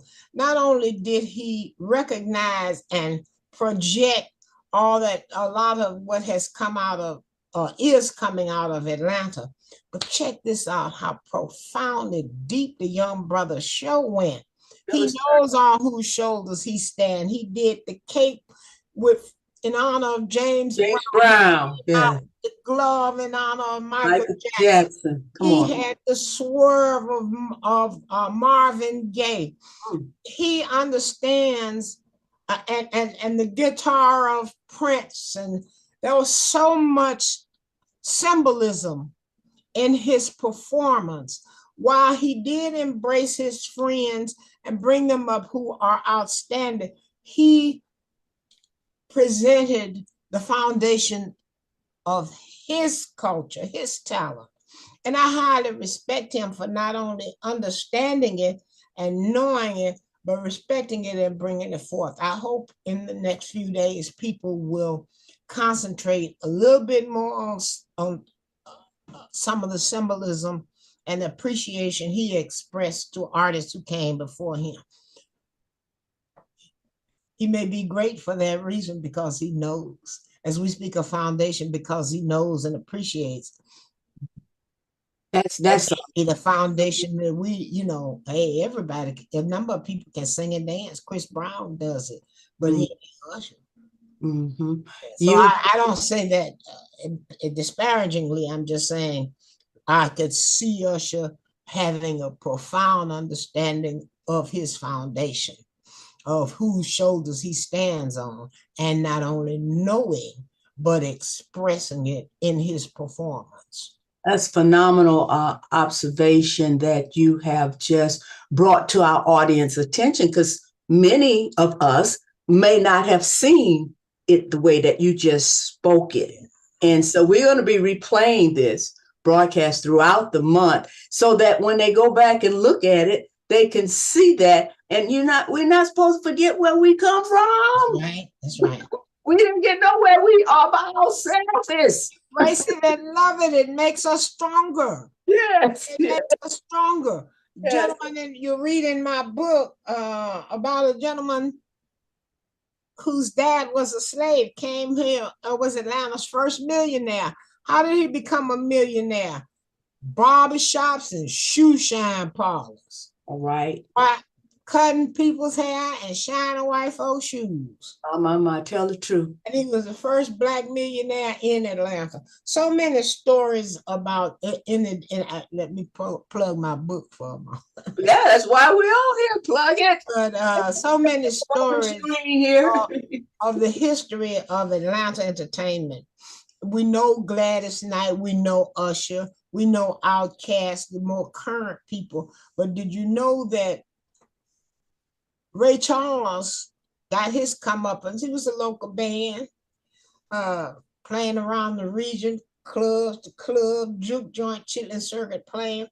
But one day he was decided he would ask Miss Carol Cunningham, who owned the historic club here in Atlanta, the Royal Peacock, to let him have the club for the middle of the day and entertain these record execs who happened to be in town. And he put on the show, put his band in there, put on the show. And they enjoyed the record so much, his recording so much, they decided, okay, we're gonna give you a record deal. And the Ray Charles era was born. Come on, right down Auburn Avenue in Atlanta, Georgia. Many stories. Little Richard, Otis Redding, profoundly came out of here and won a lot of people. Really, when we think of the juke joints and the blues, we don't go immediately to gospel, but there was a gentleman born right down the road in Villa Rica, Georgia, used to play all the little juke joints of Atlanta. This was in the 30s. Blues, actually became band director for Ma Rainey. Went on tour with her for years. But the time came, he moved to Chicago. And when he moved to Chicago, he married. Okay. Had a baby. He was still singing the blues, right? But his wife died in childbirth and the baby died. He was so distraught. He said, I'm never going to sing the blues again. And he wrote a song, Take My Hand, Precious Lord. My God, my God. Thomas Dorsey, the godfather of gospel music. Yes. Wrote in hundreds of gospel songs and became the father of gospel music. What history we should know and talk about. You can read about stories like that in my book. All right. I'm telling y'all, go ahead and order that book even while you watching. Here's your link on Amazon.com. We have the author right here that is bringing us the history from 40 years in the industry. That in itself is a hidden treasure. She's a hidden treasure, but she's also a jewel. I want to, since you switched to the Precious Lord, there are some other artists that you booked in your career, gospel art. I read Shirley Caesar. There was one or two others. I booked one of my favorite artists, Melba Moore. I was just so enthralled. I see some pictures I took during that time, and I'm just, this is Melba Moore, you know. But that was many years ago.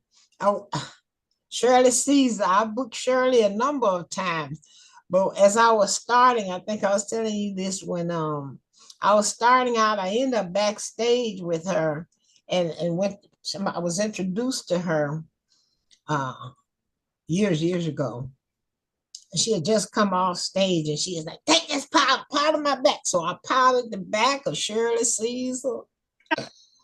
I've been on tour with the Williams brothers. I ran them through Virginia, North Carolina circuit there. We picked up about 3 dates on a gospel tour with them. This has been a long time ago.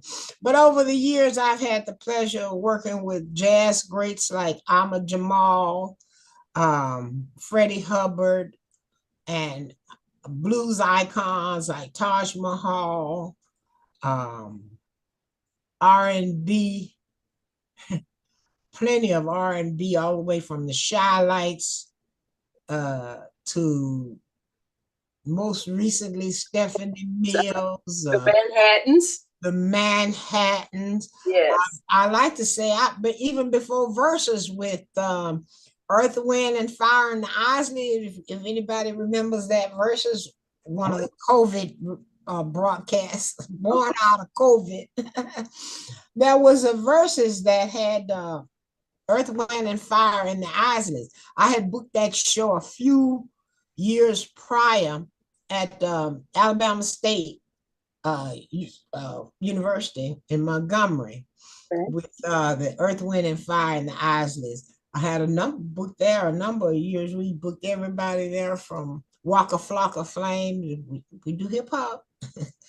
I booked Goody Mob. I was looking at Lil Jon on the broadcast Sunday, and I'm like, I just flashback. You know, sometimes you have these moments, you just flashback, they're gone.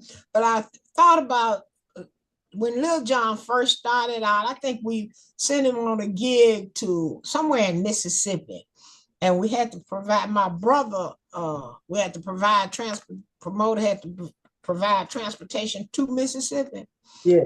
Brother drove the van to Lil Jon, and I think the gig was $3,500. Now, right now, today, I'm sure Lil Jon gets anywhere between $500 to $100,000 a night. But I do remember when my brother drove the van, and that's 1,000 increase. But like I was saying, Patti LaBelle, Charlie Wilson, then of course the comeuppance of Goody Mob, Outkast, all those I'm lucky to have been able to book them in their younger days. This is a problem of something that happens in the entertainment industry. You get to break these artists, and the artists don't have a sense of loyalty to the people that break them. Okay. That build them.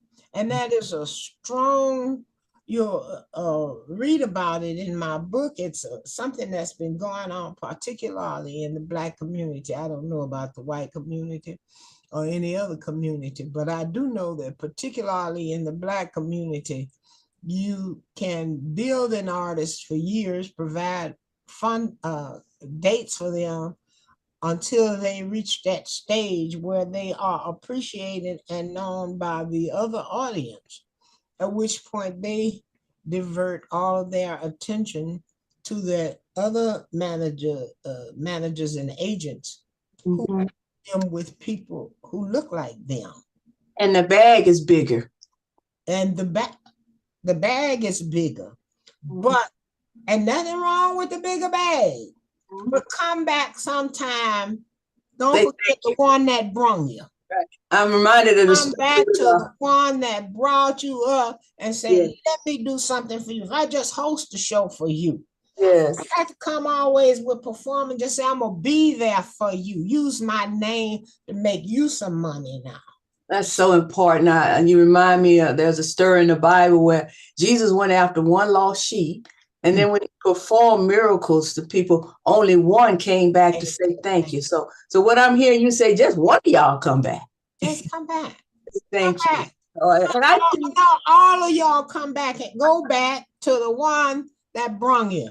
Yeah. You don't have to go with the whole entourage, but go back and say thank you and let me do something for you. And it can be something as small as, we're gonna have my birthday, the Little Richard birthday party over here at the Dewdrop Inn. Come and meet Little Richard. Take a picture with him. Yeah. That man gets to make some money off of that. You know, that's the business. Money he invested in you, and he didn't make any money. Business, entertainment, in any business, as we know, my forte being real estate. Contracts, they say nothing's enforceable unless it's in writing. But even when it's in writing, I think what supersedes that is the integrity and character of an individual. You know, integrity and character to say, hey, look, you know, if it wasn't for you, and of course we know to give God all the glory, if it wasn't for you, I wouldn't be here today. And I think you ought to write a chapter on, I wouldn't be here today, Miss Lee. Your next book. That's the next book. Well, why don't you tell me, you know, I'm thinking now about the upcoming generation. and we mentioned the youth. Why don't you tell them about the course that if someone is interested in learning more about not only the history, but the story today and going forward, how you offer a course that they can go to your website and log on to. We want to tell them just a little bit about. I was talking to a young agent some weeks ago, not months ago, weeks ago, and we have a fresh relationship. I've known each other. I know he's second generation. I know his family. I know who are performers. I'm not going to call anybody's name, but they are very well-known performers. I know his dad and brothers and stuff. Anyway, I was talking to him and he was saying, you know, Miss Libby, I just found out that you wrote the course that I use to train all my agents. My. I'm like, oh, I forgot I wrote the course. Anyway, the course is on teachable.com. My company name, booking agency name is Independent Productions, Inc. I have a website that uses the acronym IPI, Independent Productions, Inc. IPI bookings. That's what I do. IPI-bookings.com. You can find a link there to the course, How to Become a Booking Agent. Granted, I wrote the course some years ago, and some of the information in terms of, let's just say, the house needs remodeling, but it's got good bones. Right. So it's good bones. Some of the information is a bit dated in terms of websites you can use to consult, but the information in terms of general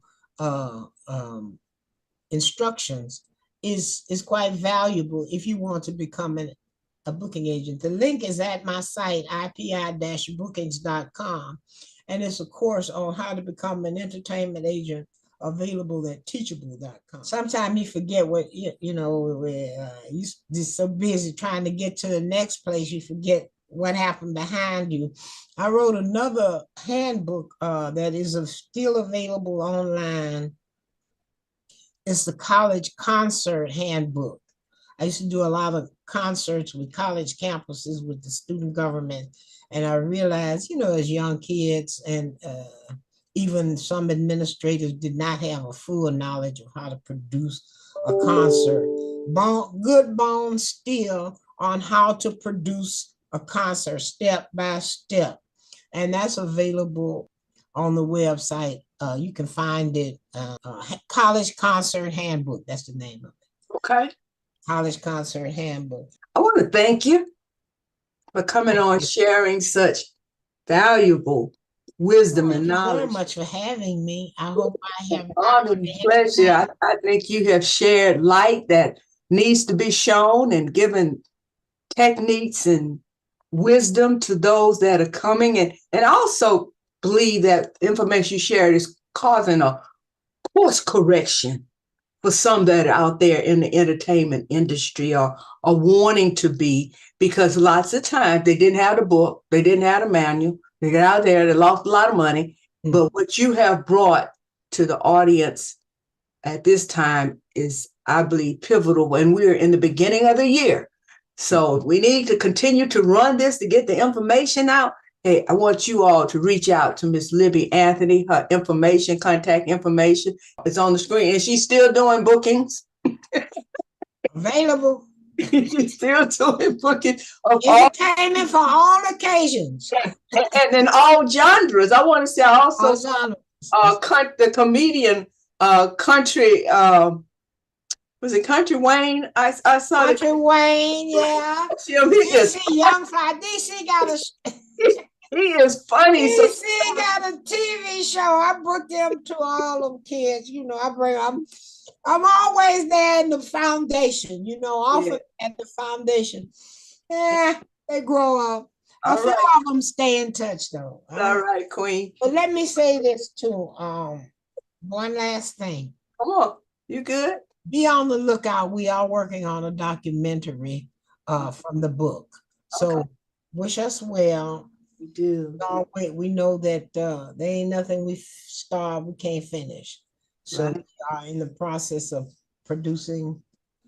Well, shout back at us, and if we would love to share that Forward to it. I would with definitely. audience as We'll need you to do that. yeah, we're global, and to my surprise, a few months ago, I was looking because someone asked me about stats, and we've been building infrastructure and systems and foundations and the things of that nature. And I looked, and our broadcasting is in over 10 nations, and I'm like, whoa, they watching us in Vietnam, they're watching us in Russia. You know, Congratulations. it was very encouraging. All you have to do is step out. The universe will bust it open for you. Yeah, Step out on it- your dreams. Step out. Yes, so your broadcast will be broadcast globally. People can watch us on the Roku television, smart television, number one smart television platform that there is. We on the best of the best.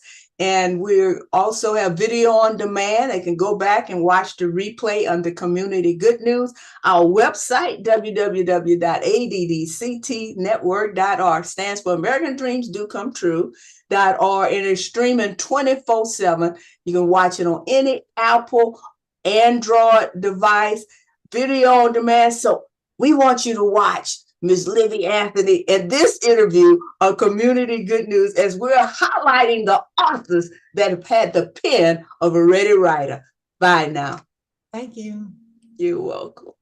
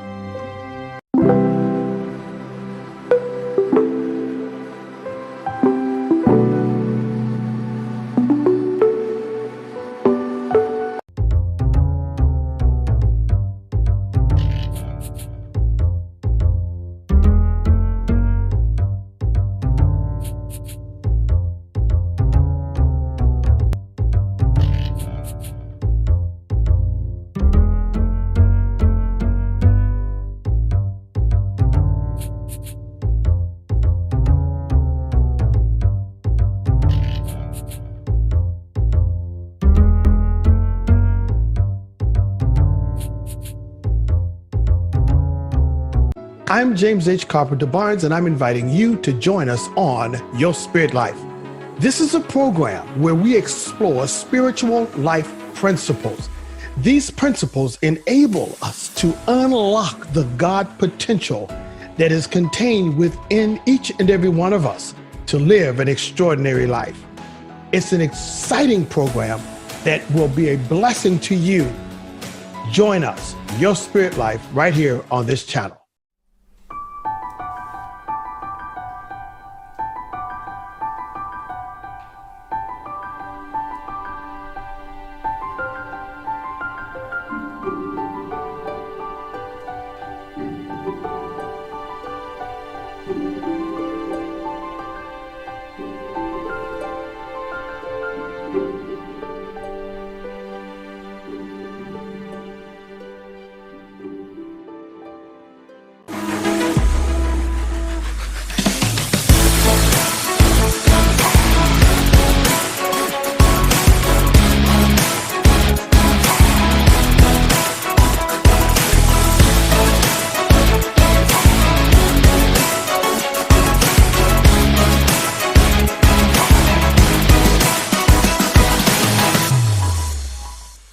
Good morning. Welcome to this installment of Your Spirit Life. Thank you so much for joining us.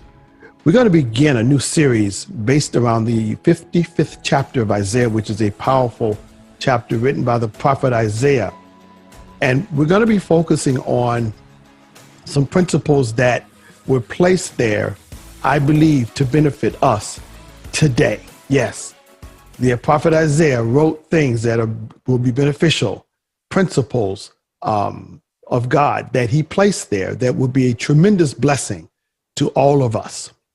But before we go into that, I wanted to share a passage of scripture that I came across this morning. And what it says is Jeremiah 9:23. It says, "Thus saith the Lord, let not the wise man glory in his wisdom, neither let the mighty man glory in his might or his strength or his ability.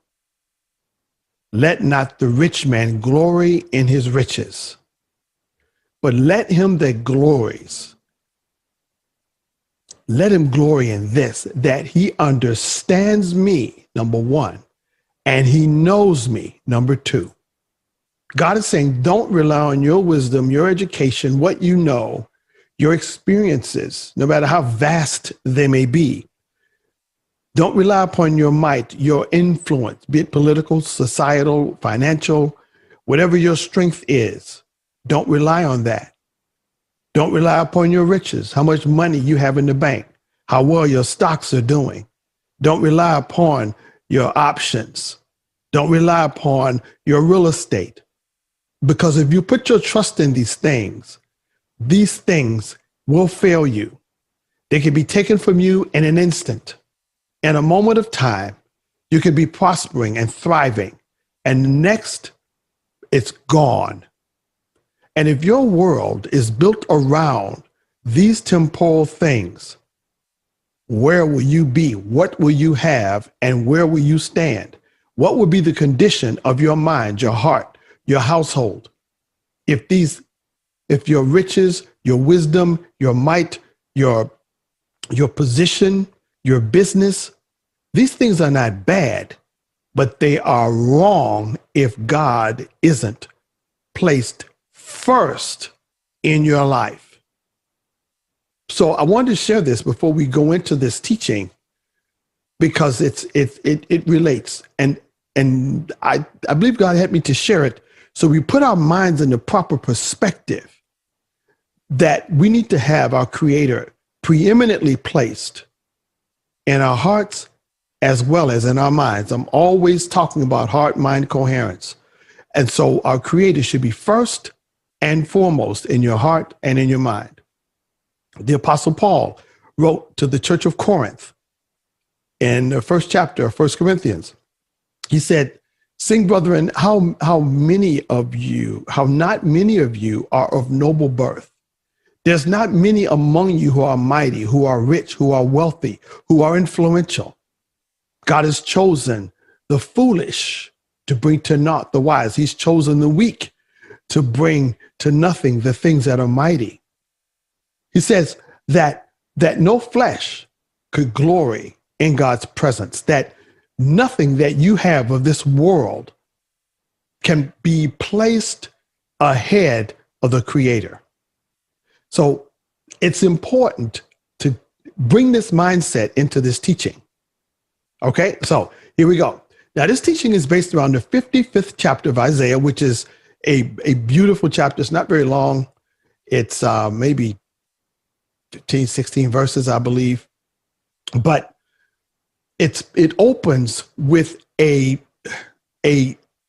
paradox, if you will, because it says, come and buy.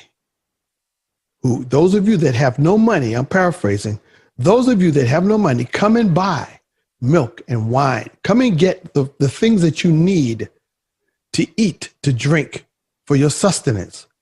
And you can buy these things without money at no cost. Then he asks a question. Why do you labor? Why are you working for things that don't fulfill you? They don't satisfy you. Why are you extending yourself and pouring your soul out for things that are not meeting your needs?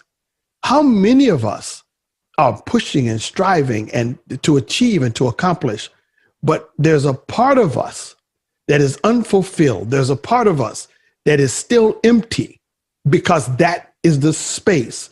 If you're experiencing that, if you have that sense of emptiness with all that you have, what's happening is you're experiencing a vacuum, a spiritual vacuum, that part of your being where God belongs is empty. We have to put him in that spot, in that position. And all of a sudden, little becomes much. The smallest achievements become magnificent. I've heard it over and over and over again from people who had great success, but they were unfulfilled. And so they tried to fill it with stuff. They kept getting more cars, bigger houses, making more money, enlarging their businesses, buying new companies, acquiring various assets, and getting rid of liabilities to increase their financial footprint in our society. But the thing is, if you are unfulfilled, if you are unsatisfied, what's the point? What the scripture is saying here, you can come and purchase these things without money, without cost. Isn't that amazing? Because we're going to be teaching what the prophet is referring to further down in this chapter. And it says that you can purchase these things. Now, let's look at something. When we purchase anything, there's generally two ways we do it. Either with cash or a debit card, or you write a check, or you use a credit card, which is still a cost, but you're not expending money now. You're expending money. You're promising to pay this money later. So what they're doing is they're extending whoever you're purchasing from, they're extending something to you called credit or trust. They're extending trust in you that you're going to pay them the money and interest in order for you to get the items that you desire. We all know this. It makes sense. It's how our economy operates. What God is saying is he wants us to extend this currency to him. He wants us to put our trust in him. I just showed you how trust is a currency that can be utilized to obtain material goods and services. So what God is saying here, put your trust in me, and I will give you the things that you desire, the food, the clothing, the shelter, the success, the success for your business, the success for your family, the peace in your home, in your marriage, in your relationships. Whatever it is your desire is, God is saying, if you put your trust in me, I will give you these things. That word trust is another word for the word faith. And so, well, he said, well, Brother James, you know, that sounds good, but that doesn't make sense to me. How do I know that God is saying trust? I didn't see the word trust in the scripture. Well, if we look in the book of Psalms 37:3, it says, trust in the Lord and do good. In other words, trust in the Lord, do that which is right in his sight, and thou shalt dwell in the land, and thou shalt be, verily thou shalt be fed, provided for. And to dwell in the land means you will, where you reside, you'll be there permanently. You don't have to worry about being expelled from this place. You don't have to fret about losing that which you have been blessed with. Because see, when God gives you something, if it's removed, it's only to make room for something else. God does not, he does not bless and add sorrow to what he's given. The scripture says the blessing of the Lord maketh rich, and he adds no sorrow with it, none. So this scripture and Psalm 37 is tying right into come and buy and purchase without money, utilizing a reverse of the world system. I hope you're getting this. The world is saying, I'm extending my trust to you that you're going to pay me my money with interest, because if you don't, I'm going to fix it so it's very difficult for you to ever use credit again. And you know that. Some of us who have had bad credit experiences, we understand how important it is to pay your bills on time, take care of your credit. Don't allow other people to, as I used to say, jack up your credit. I've been there, I've done that, and had to repair it and climb back to be able to get the system to trust me again and extend credit. God is saying, no. Let's flip this and reverse it. How about you extend trust to me and I provide to you? Isn't that beautiful? It's another example of God's ways not being our ways, his thoughts not being our thoughts. And that is the thrust of this teaching. His ways are not our ways. His thoughts are not our thoughts. And I'm going to cut off here, and we're going to pick this up in our next session on this, in this series. I guess is a good word for it. It's used a lot, but it fits. It's going to be a series on God's ways not being our ways, his thoughts not being our thoughts. It's going to be a beautiful, beautiful teaching, and it's going to be, I believe, faith lifting. I know for me, if nobody else get nothing out of it, get anything out of it, I'm going to be blessed by this, and I trust that you will be. So until next time, remember, Jesus said, the words that I speak unto you, they are spirit and they are life. Until next time, I salute the God, the divinity, the kingship that resides within you, and allow God's grace to continue to flow in your life as a mighty river. Have a blessed and amazing day. God bless.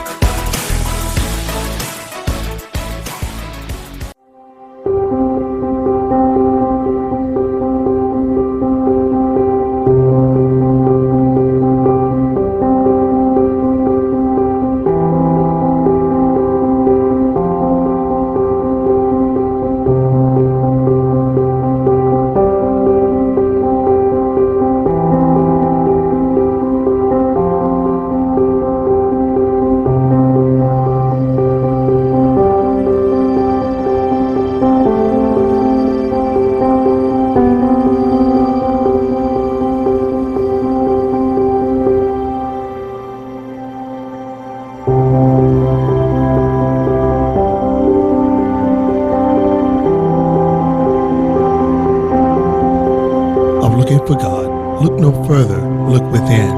Available now in Kindle and paperback on Amazon.com. Order yours today.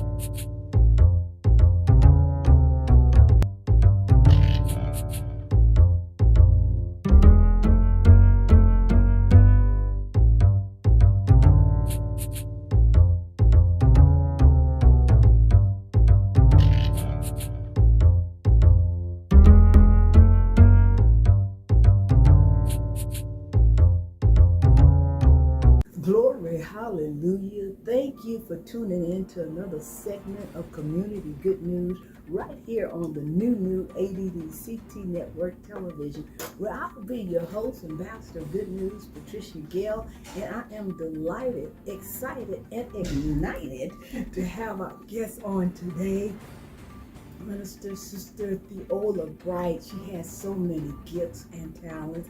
You're going to be blessed. You want to stay tuned. You want to get somebody else to say, look, let's listen to some good news for a chance. Sister Theola and I met years ago. She was doing a community outreach then. It was around my birthday. That's how I remember. It was in September. I was away at a retreat, and I was called to come do some music. She was singing. I was on the drum. And I tell you, we had a hallelujah good time. Where was that? That was the Mobile Unity Walk at Unity Lions Walk. Park. All right. Okay. Yeah. And we still walking. And then again, she's in Fort Walton Beach, Florida. Is Yes, that that right? was the Emerald Coast International Festival. Okay, come on, I see you. And so now I'm telling you, you're about to be blessed just by watching some good news. Won't you feel the vibes and the energy of something positive, of faith, of love, joy, peace, hope, righteousness in the Holy Ghost. So I'm going to pause my voice for a moment, and I'm going to ask Sister Theola, why don't you share some of what you're doing, all of it if you like, because the people need to hear good news. Yes, that's true. Well, the good Lord has given me a ministry. And you know, to whom much is given, much is required. So I've grouped all these things that He's given me into groups. And what I do is use the arts, culinary, literary, performing, and visual arts to spread the good news. And this lady helps me. She makes dreams come true. You know, let's start with the music. She is a reggae gospel artist. You'll hear some of her music after the interview, or you'll hear it on Telesound Waves on Saturdays on the new ADDCT Network Television. But she does a video and a wade in the water, and Lord God, what's the one with the war with the Fight the good fight. Fight the good fight. Yes. You need to Got to fight the good fight, because the times we are living in, people are fighting, but they bowing down. They're not fighting the good fight of faith. But anyway, she's a reggae gospel recording artist, and she's also a seamstress. Come on now, if you want your garb and apparel designed with expertise, this I would love to do it. So, this is one of my designs I'm wearing it's today. Beautiful, and you see the pictures of it on the screen, full length and everything. And we're gonna put her contact information up, because you may have an event.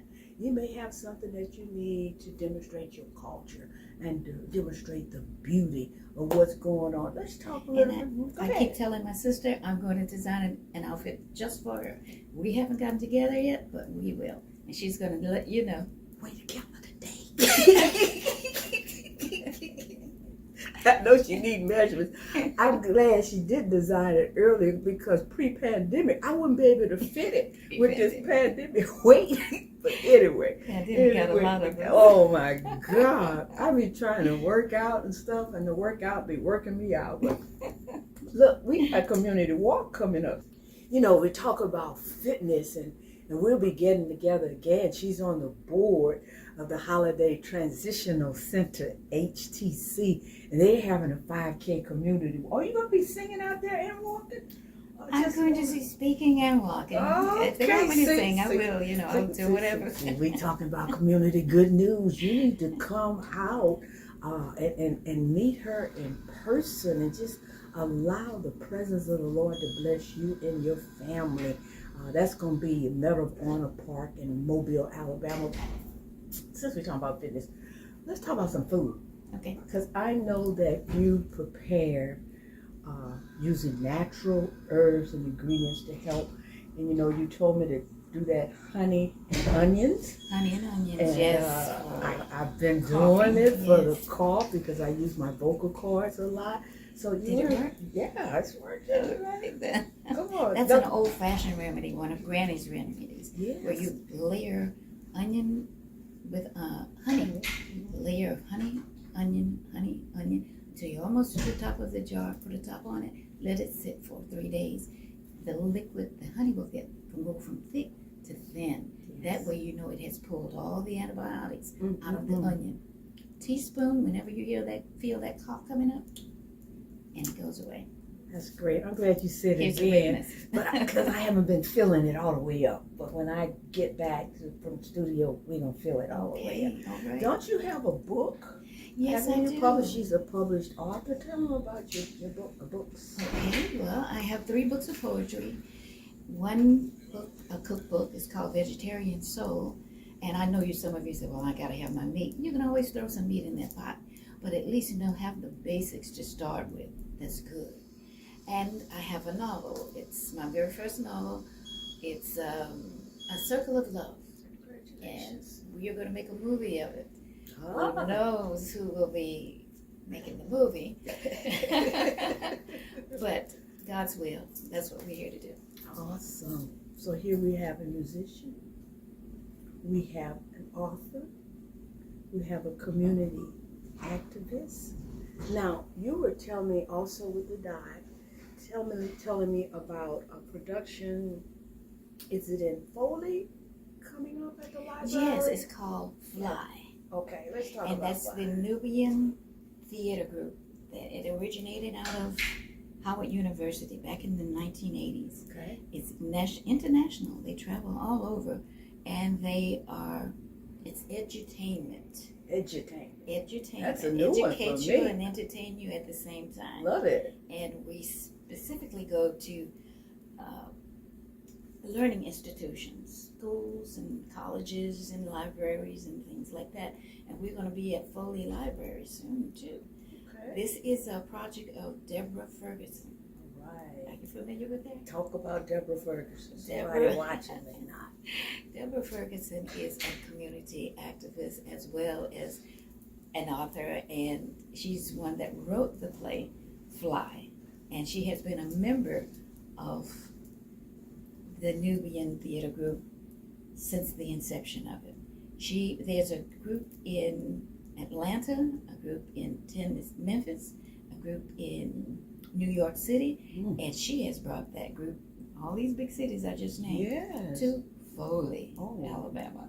So we're going to put Foley on the map. Put Foley on the map. Now, you mentioned that it's at schools and libraries, so if someone's watching, want it at their school, a library in their area, Well, they can contact me or they can contact you. No, contact her. Okay. Do you want me to give them the number? Yeah, we'll put it on the screen. Okay. All right. The number is 251-343-8138. 251-343-8138. All right. Now you have it. Now you take all of these segments of Community Good News and apply them and replace the negative news that is being infiltrated across the media. All right? Remember, share this broadcast with all of the components that we're using to counteract negativity in the airspace, to counteract the infiltration of terrorism, of entities of the media with medians causing fear. We're just not going to stop. The best is yet to come. Amen. So I'm so delighted to have you on to share. Is there Thank anything you so else? much. I don't want to miss anything. Anything else? Well, I think of it after the show, and I said, "Oh, I forgot to say." It's all right. We're gonna catch you in another set. Well, I'm hoping to see you in the movie Witness. You know what? Did I put you on the spot? No, you good. Bishop Weatherspoon will not stop. He is the most consistent man of God, and the woman of God, the woman of God. And a few weeks ago, the Lord said, "Send in your information." I said, "Okay." So I have sent in the information that he requested to be in the movie The Witness. You want to talk about with the? Well, this is a movie that's giving everybody an opportunity to give your testimony, what God has done for you in your life, and to inspire others there are lessons to be learned. There's a book in each one of us, and there are things that we have experienced that will help someone else. So he's given them that opportunity with the movie Witness. Yes, and You he's could be a witness diligent. too. We need to be witnesses. We need to share some good news. Look, if you're interested, I can tell you, you can text the keyword community good news. Text community good news, no spaces, to 888-450-4955. As you see it on the screen, if you're interested in the movie, if you're interested in what Theo Bright is sharing, if you're interested in good news. Now look, we will ask you, would you share this with others? Let me tell you how.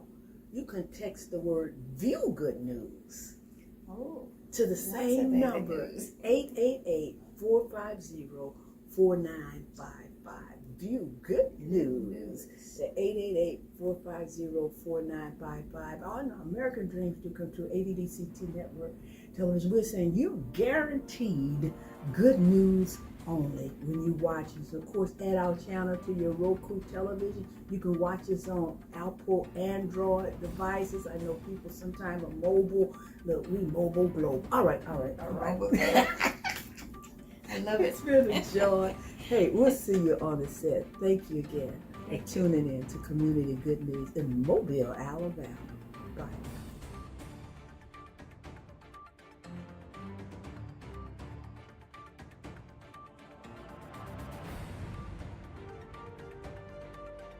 God's gonna trouble the water.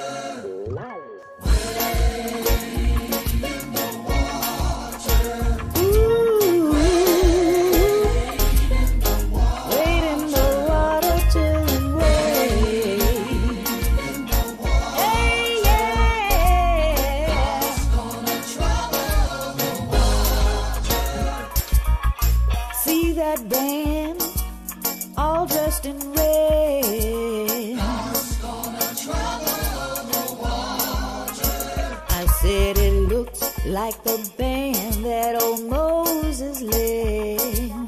God's gonna trouble the water. And tell me, who is that host, all dressed in white? God's gonna trouble the water. It must be that leader they call the Israelite, asking the Lord to part the Red Sea, y'all, so all of God's children can wait. They've got to wait. All of God's children got to wait. Yeah, God is gonna trouble the water.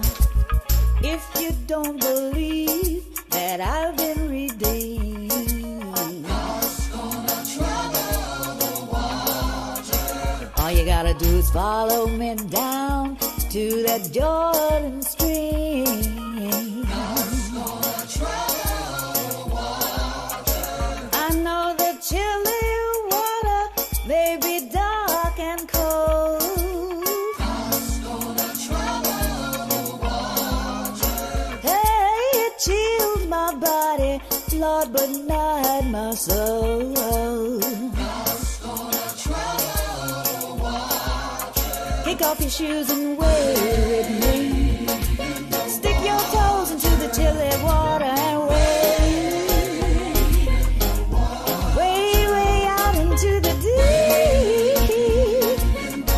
Deep river, Lord. God is gonna trouble the water. Come on and wade. Pull up your pants, hike up your dress and wade. Come on, child, you got to do your best. You gotta wade in the water. Ooh-wee. Yeah. I said I stepped in the water. The water was cold, you know it chilled my body, but not my soul. I can't tell you about you, but I can tell you about me. Once was blind and now I see. He said I once was lost but now I'm found. The Lord set my feet on solid ground so I could wade in the water, be baptized. I had to give my life to Jesus Christ. Let's wait till him. Pull up your pants, hike up that dress and wait. Come on, child, you got to do your best, you gotta wait. Ooh, yeah, God is gonna trouble the water. Yeah. Come on and go with me now, down to the river. You know you've got to completely surrender.